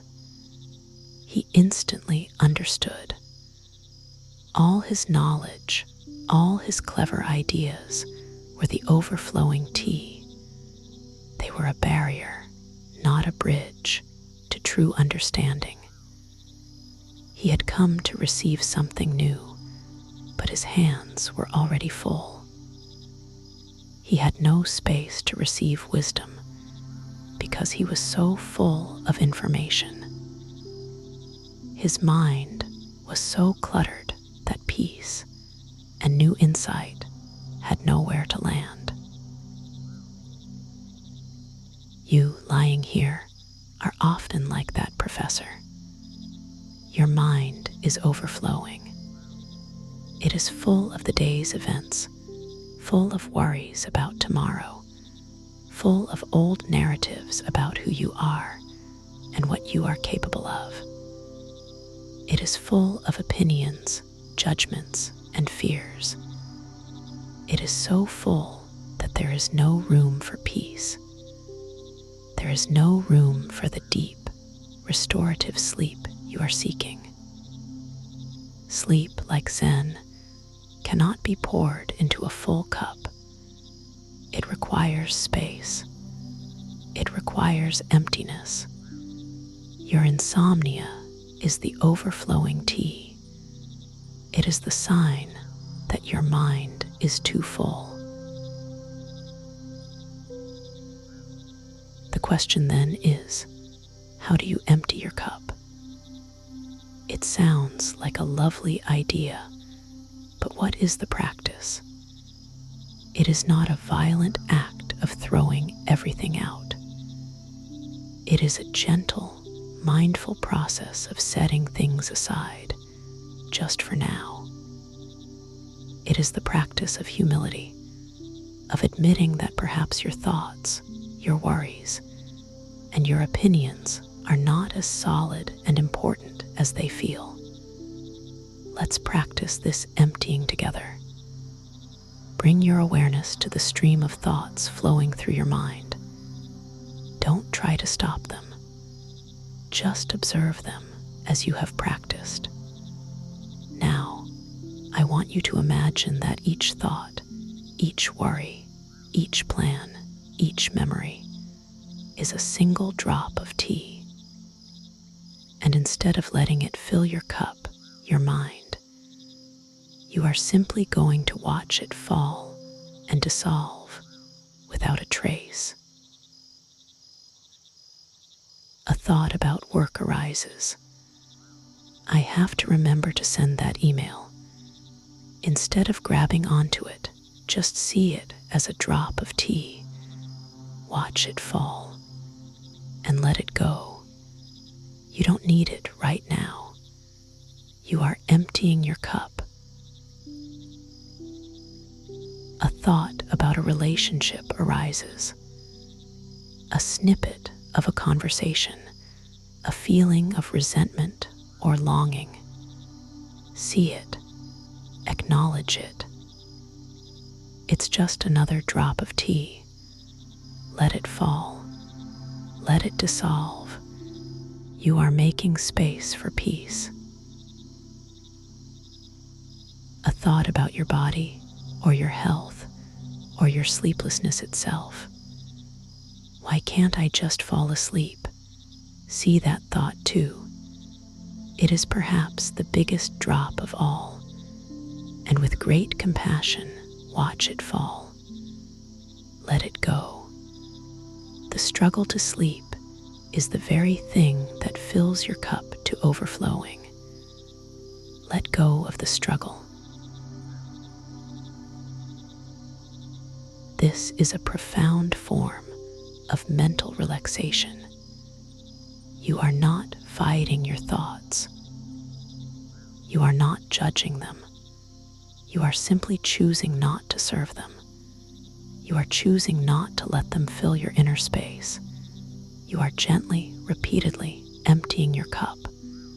With each thought you let go of, you are creating more and more inner spaciousness. Feel that space. It might feel unfamiliar at first. It is quiet. It is still. It is empty. But it is a peaceful emptiness. It is a receptive emptiness. This is the beginner's mind. This is the mind that is ready for sleep. This practice is the essence of what many Buddhist teachings point to. It is the path to inner peace. It is not about adding more knowledge or more techniques. It is about subtracting. It is about letting go of the mental clutter that obscures the peace that is already here. Humility opens the door. It is the humility to say, my thoughts are not me. My worries are not the ultimate reality. I can set them down. This humility is your key to freedom.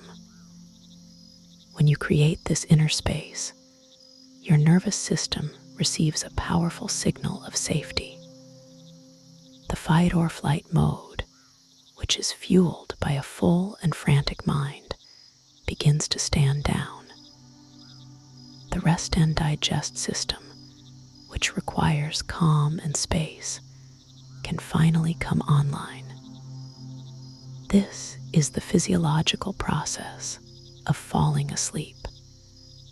and you are initiating it through this conscious, gentle practice of emptying your mind. Imagine your mind is a vast, empty room, a sanctuary. The walls are clean and white. The floor is smooth and clear. There is a single cushion in the middle. This is the space you are creating. Before, it was cluttered with old furniture, boxes, and debris. Now it is empty. It is silent. It is peaceful. In this room, you can finally rest. There is nothing to do, nothing to organize, nothing to analyze. There is only the stillness, the spaciousness. Breathe into this inner sanctuary. Feel its clean, open, peaceful quality. This is your true mind. This is your home. Let this be your meditation as you drift deeper. Let the story of the teacup remind you over and over to gently empty yourself of the thoughts that keep you awake. Each breath out is an opportunity to release one more drop of tea, to let go of one more piece of clutter. Breathe in and be aware of the fullness. Breathe out and let it go. Create space. Make room for peace. Make room for sleep. The world slows down for you now. The chattering mind goes quiet. The empty teacup of your mind is now ready to be filled with the deep, restorative silence of a dreamless sleep. Let go. Be empty and be at peace. Everything is okay.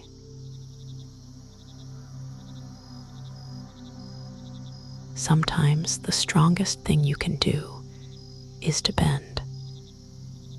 As bamboo bends in the wind, not to break, but to live. Let us listen to what surrender teaches. The bamboo bends, finding strength in surrender.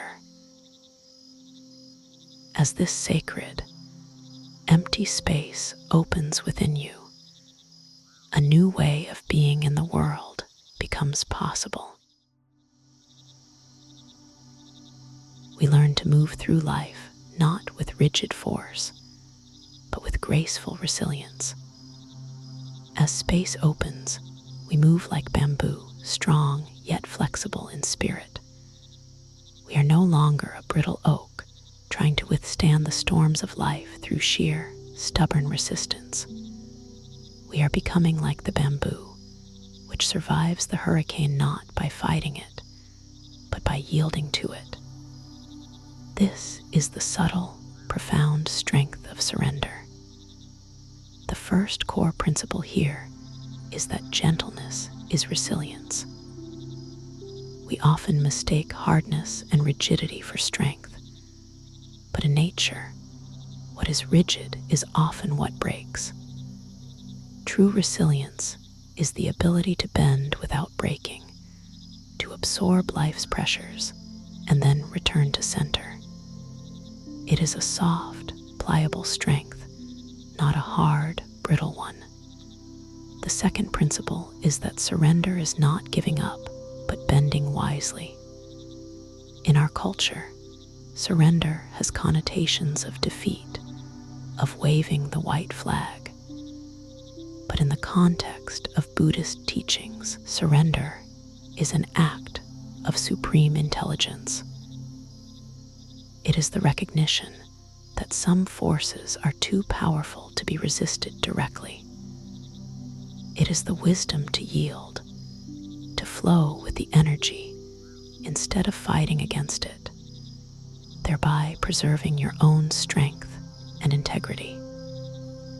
And the third principle is that emotions, like wind, pass through. When we are rigid, A strong emotion like anger or grief can feel like a gale force wind that threatens to shatter us. But if we can learn to be like the bamboo, to create an inner spaciousness and flexibility, the emotion can blow through us, and we can bend with it, feel its full force, and then rise again, unharmed once it has passed. Consider the story of the two trees, a classic parable found in many wisdom traditions, including Zen Buddhism. In a valley stood a proud and mighty oak tree. It was ancient and vast, its trunk thick and gnarled, its branches reaching for the sky like powerful arms. It had stood for centuries, and it was proud of its strength. It saw itself as the king of the forest. Next to the oak, in a large grove, grew humble bamboo. The bamboo was slender, green, and seemed fragile in comparison.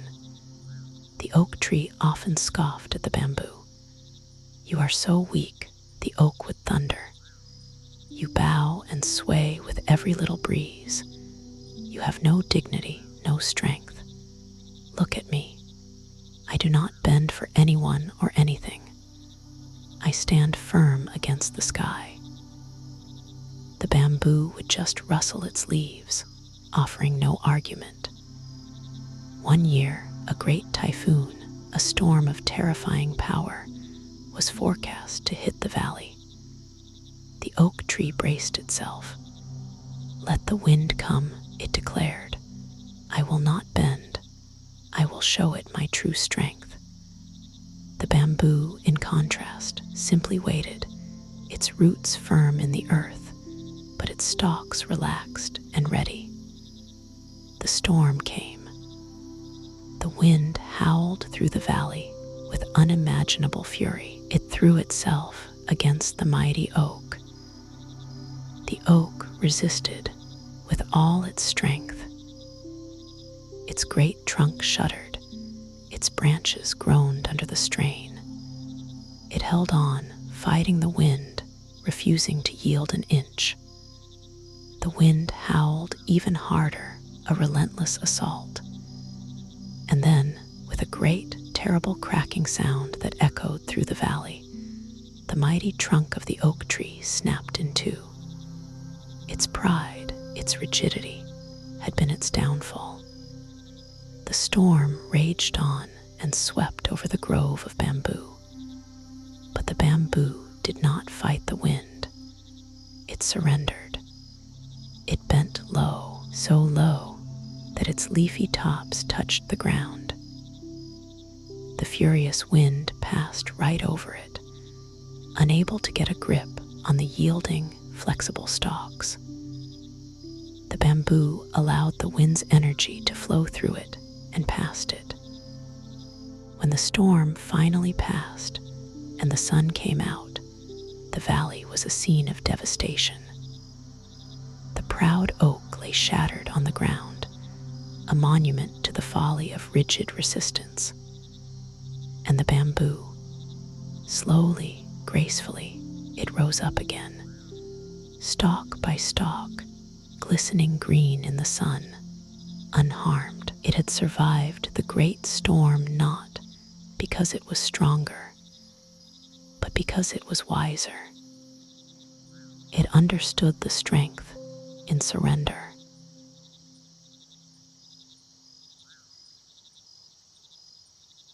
You, in your struggle with emotional burnout and insomnia, have often been the oak tree. You have tried to be strong, to resist the storms of your life, the stress, the grief, the anxiety. You have braced yourself, gritted your teeth, and tried to stand firm against it all. And now you feel broken. You feel shattered by the relentless wind. Your sleeplessness is the sound of your inner cracking. But tonight, you are are learning the wisdom of the bamboo. You are learning that there is another way. This is not about becoming weak. It is about discovering a more intelligent, more resilient kind of strength. Let's bring this wisdom into your body right now. This is a practice of physical and emotional surrender. Bring your awareness to any part of your body that feels tight, rigid, or hard. It might be your jaw, your neck, your shoulders, your lower back. This hardness is your inner oak tree. It is the physical pattern of resistance. Now, instead of trying to force that area to relax, just bring a gentle, soft awareness to it. Imagine it is a stalk of bamboo, and with your breath, I want you to invite it to soften, to yield, to bend. As you breathe in, just notice the tension. As you breathe out, imagine the muscle fibers letting go, becoming more pliable, more flexible. Imagine the fierce wind of your stress blowing, and instead of resisting it, this part of your body just bends with it. It yields. Let your whole body learn this lesson. Let go of the need to hold yourself in a particular way. Let the mattress support you completely. Surrender your weight to gravity. Imagine your entire being is like a grove of bamboo in a gentle breeze.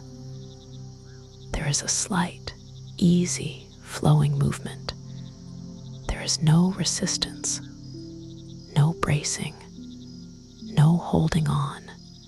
You are safe in your flexibility. This is a powerful practice for emotional healing.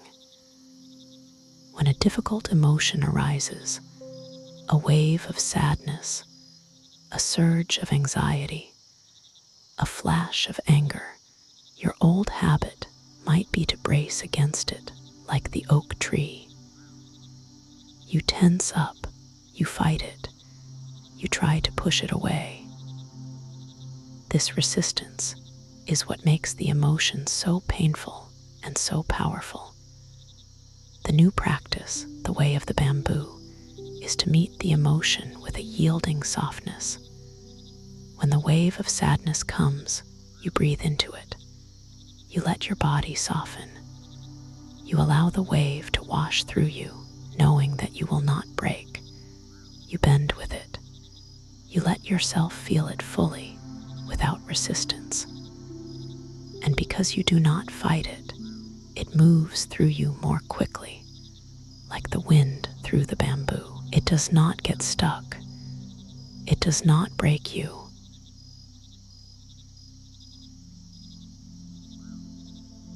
This is the essence of emotional release.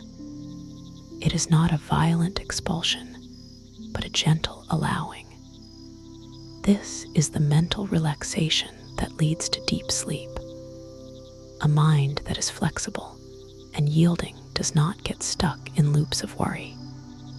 It can feel a concern, bend with it, and then return to a state of calm. It does not snap. So, as you lie here, drifting closer and closer to sleep, embody the spirit of the bamboo. Feel your strength in your softness. Feel your resilience in your ability to yield. There is no storm outside or inside of you that you cannot withstand, not by fighting it, but by bowing to it with grace. Let this soothing spiritual story be a guide for your nervous system.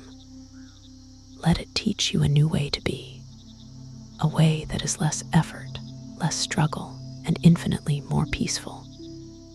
You are strong because you are flexible. You are safe because you can surrender. Emotions, like the wind, come and go. They are just weather patterns in the sky of your awareness. You are not the wind. You are the bamboo, rooted deeply in the earth of your being, but flexible enough to dance with whatever comes. Breathe deeply and feel yourself bending, yielding, and letting go. Let the wind of your thoughts blow past you. There is nothing to resist, nothing to fight, only the gentle, resilient peace of the bamboo heart. Everything is okay.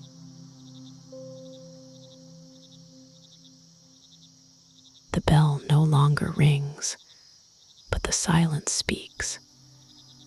In the space where nothing is said, everything is felt. Let us enter this quiet now, where healing no longer needs words. A bell without a clapper, the silence that heals. Having softened, having learned to bend like the bamboo, we are now prepared to enter the deepest sanctuary of all, the great silence. From the yielding of surrender, we transition into a state where no words are needed to heal. Having softened, we enter the silence.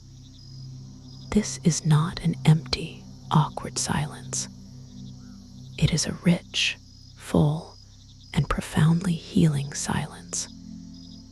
It is the silence that exists beneath all the noise of the world and the chatter of our minds. It is the source from which we came and the home to which we long to return. This is the final landscape we explore before crossing the threshold into sleep. The first core principle here is that silence is a teacher. In our noisy world, we have become afraid of silence. We fill every moment with podcasts, music, conversations, and our own inner monologue. But the greatest truths cannot be spoken or heard with the ears. They are revealed only in the stillness, when the mind finally becomes quiet enough to listen to what is already there. Silence teaches us about our true nature. The second principle is that stillness restores what chaos steals. The constant stimulation of modern life, the endless demands on our attention, the inner turmoil of anxiety and burnout, this chaos depletes our vital energy. It frays our nervous system. Stillness, deep and profound, is the antidote. It is the sacred space where our body, mind, and spirit can repair, restore, and rejuvenate themselves. It is more restorative than any entertainment or distraction. And the third principle is that the soul speaks in quiet moments. Your deepest wisdom, your intuition, your soul's true voice, it does not shout. It whispers. It can only be heard in the gaps, in the pauses, in the quiet moments when you are not busy thinking or doing. To connect with this deepest part of yourself, you must be willing to enter the silence and listen. Let us find our way into this silence through a final Zen story, a deep sleep meditation in narrative form. In a remote mountain valley, there was a village that was famous for one thing: its great temple bell. Bell had been cast by a master craftsman centuries ago, and its tone was said to be the most beautiful in the world. When it was rung, its deep, resonant hum would roll through the valley, calming the hearts of all who heard it. It was a sound of pure peace. But one day, during a severe earthquake, the great iron clapper, the part of the bell that strikes the side to make the sound, broke free and was lost, tumbling down a deep, inaccessible crevice. The village was plunged into sorrow. Their beloved sound was gone.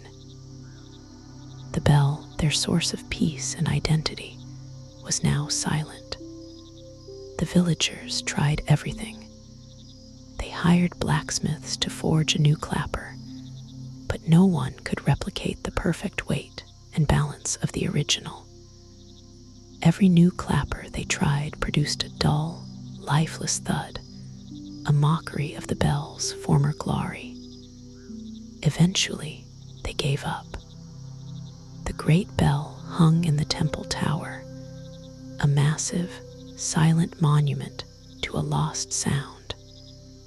The village lost its joy. A collective melancholy settled over the people. A young woman in the village, named Amaya, felt this loss most acutely. She had loved the sound of the bell more than anything.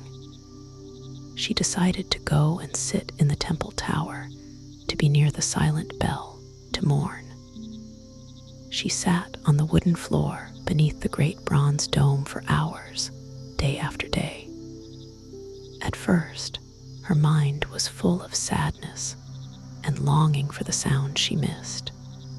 She kept imagining its beautiful hum, which only made the present silence feel more empty and painful. But as she continued to sit, day after day, something began to shift. Her mind, having exhausted its grief, started to grow quiet. And in that quiet, she began to listen not for the sound that was missing, but to the silence itself. She began to notice the quality of the silence that lived inside the great, hollow bell. It was not a dead silence. It was a deep, vast, and resonant silence. It felt ancient and alive. She realized that the silence inside the bell held the memory of every beautiful note it had ever sung. The silence was the parent of the sound. The sound had been born from this silence and had returned to it. The silence was the source. It was more fundamental, more profound than the sound itself. She started to feel the silence as a presence, a healing force. It seemed to soak into her, calming her agitated mind, soothing her grieving heart. She realized the villagers had been mistaken. The peace had not come from the bell's sound. It had come from the deep stillness the sound pointed to, the stillness that was always present within the bell and within themselves. She went and told the other villagers, "Stop mourning the lost sound," she said. "Come and listen to the bell's silence." At first, they were skeptical, but a few followed her. They sat in the tower, and she guided them to stop listening for something and to start listening to the quiet. And they too began to feel it. The deep, restorative power of the great, living silence. The temple became a place of pilgrimage once again, not for people to hear a sound, but for them to experience a silence so deep it could heal the soul.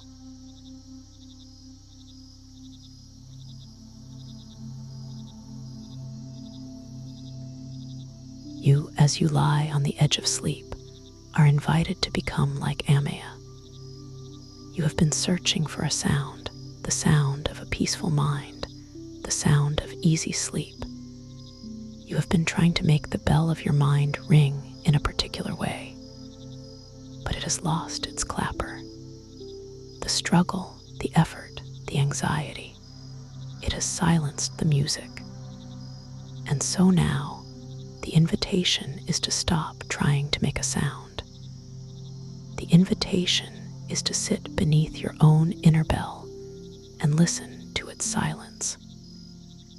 This is the ultimate form of letting go. It is letting go of the need for any particular experience, even a peaceful one, and simply resting in the vast, silent awareness that holds all experiences. Let's practice this now. This is a journey into the heart of stillness. Bring your awareness to the sounds around you. You might hear the hum of an appliance, a distant car, the creak of the house. Don't label them. Don't judge them as good or bad, pleasant or unpleasant. Just let them be what they are, vibrations in the air. Now, notice the silence that is underneath these sounds, the silence that the sounds are happening in. Can you sense it? It's like the dark night sky, and the sounds are the stars. The sky is vaster than the stars. The silence is vaster than the sounds. Let your attention gently shift from the sounds to the silence that holds them. Rest in that silence. Now bring your awareness to your own thoughts. Thoughts, too, are a kind of sound, inner noise. See them arising and passing away like clouds in the vast sky of your mind. Now, see if you can become aware of the silence between the thoughts. There are tiny gaps, tiny pauses in the inner monologue. Can you notice them? These gaps are doorways into the great silence. Let your attention rest in those gaps. Don't try to make them longer. Just notice them. They are openings into the peace you seek. This is the silence that heals. This is the stillness that restores. In this deep, quiet space, your body knows exactly what to do. Your nervous system can finally stand down completely. Your cells can begin their deep work of repair. This is the biological and spiritual state from which deep sleep arises effortlessly. You are the bell without a clapper, and your true nature is not the sound you make, but the profound, eternal silence you contain. This is the ultimate peace, the peace that comes from no longer seeking, no longer striving, no longer waiting for a particular sound. It is the peace of simply being, nothing to fix, nothing to chase. Let the silence speak where words no longer matter. Imagine yourself floating gently down a quiet, slow-moving river at midnight. The river is this great silence. It is holding you, carrying you effortlessly towards the great ocean of sleep. All you have to do is let go and let the current of stillness carry you. There is no effort required. You are safe, you are held, and you are being carried home. Let this story become your dream. Let the silence of the great bell be the silence of your own peaceful mind. Let it cradle you, soothe you, and guide you into the most profound and restful sleep. Everything is okay. Be still and listen.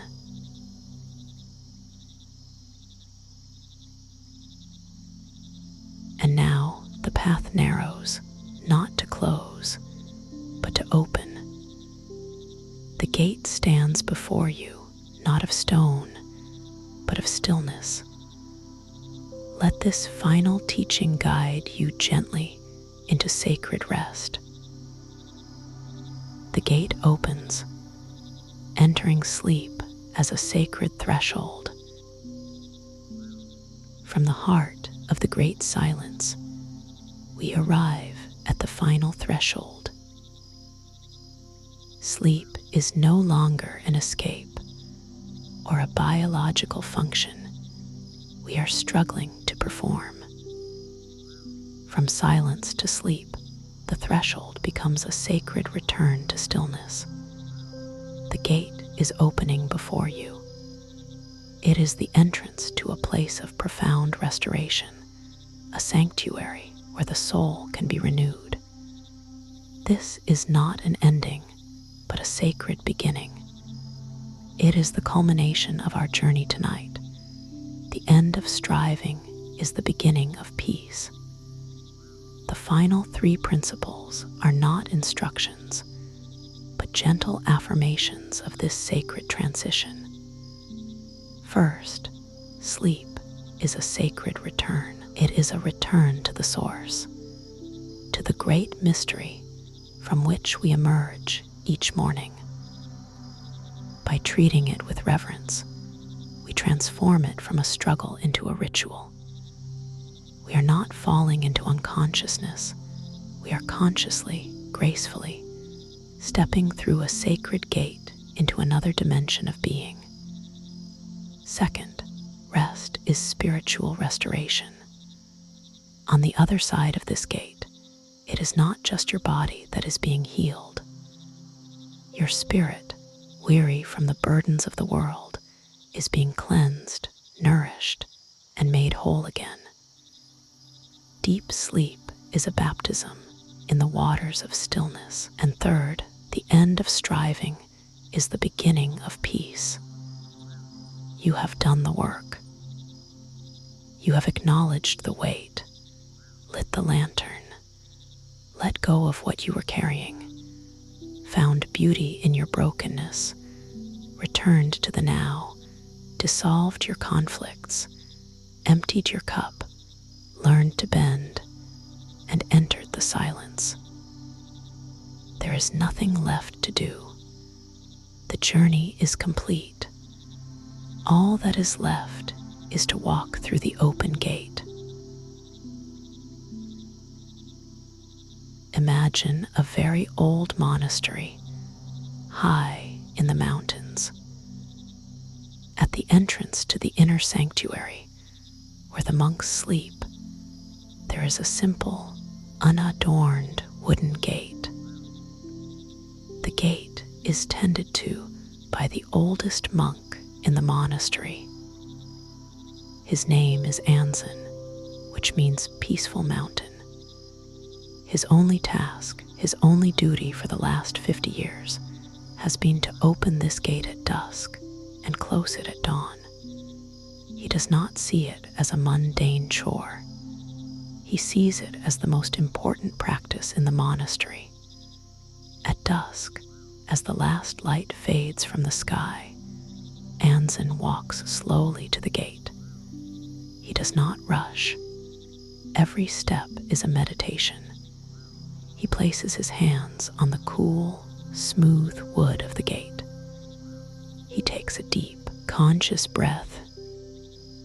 He does not push the gate open with force. He simply releases the latch, and the gate swings open on its own with a soft, gentle whisper. It is perfectly balanced. It requires no effort. As he opens it, he bows his head slightly, honoring the sacred space of rest that the other monks are about to enter.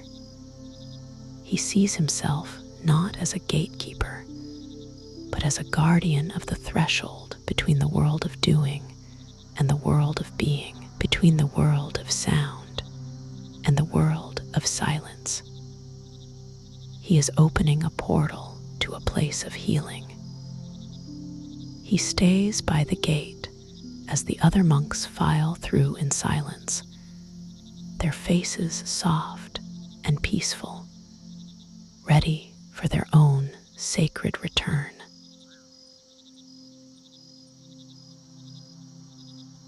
You are now one of those monks.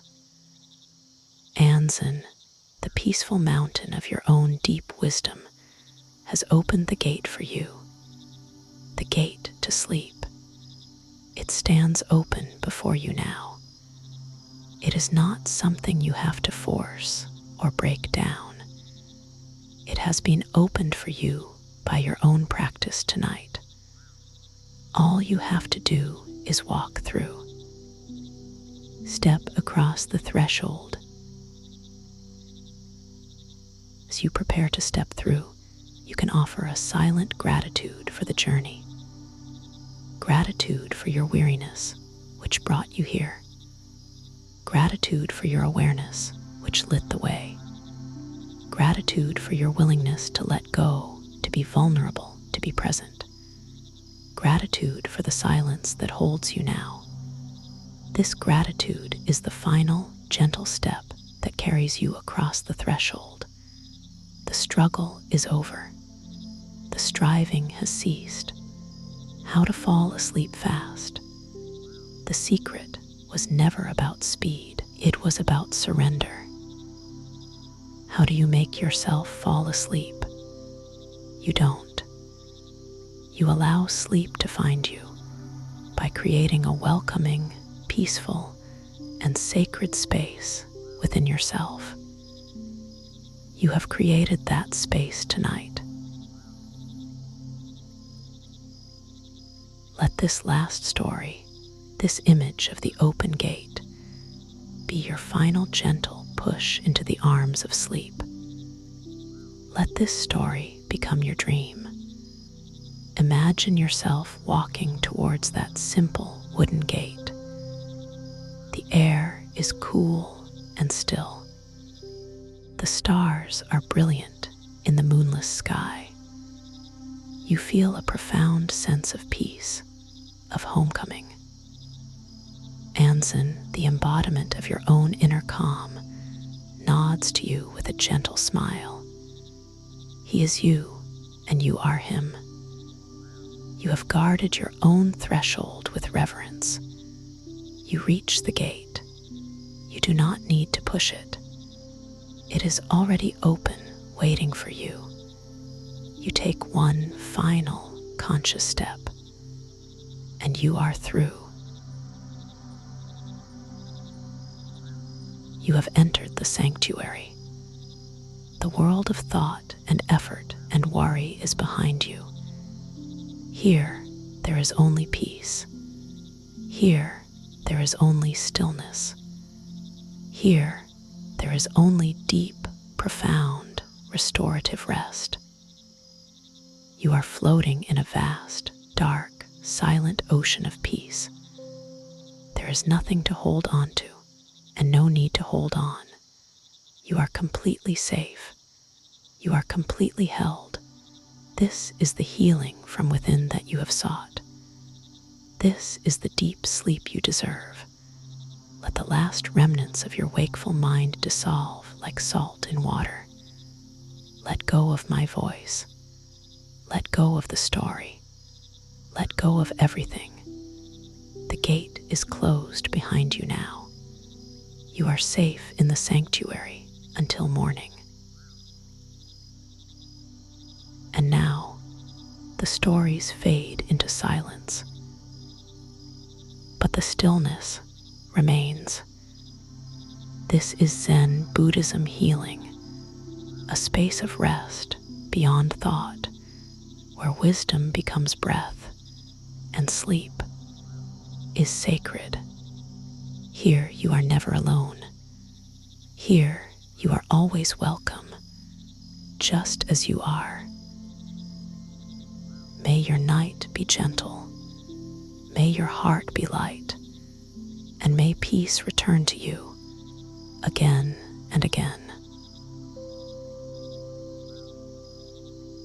Rest now. Sleep now. Peace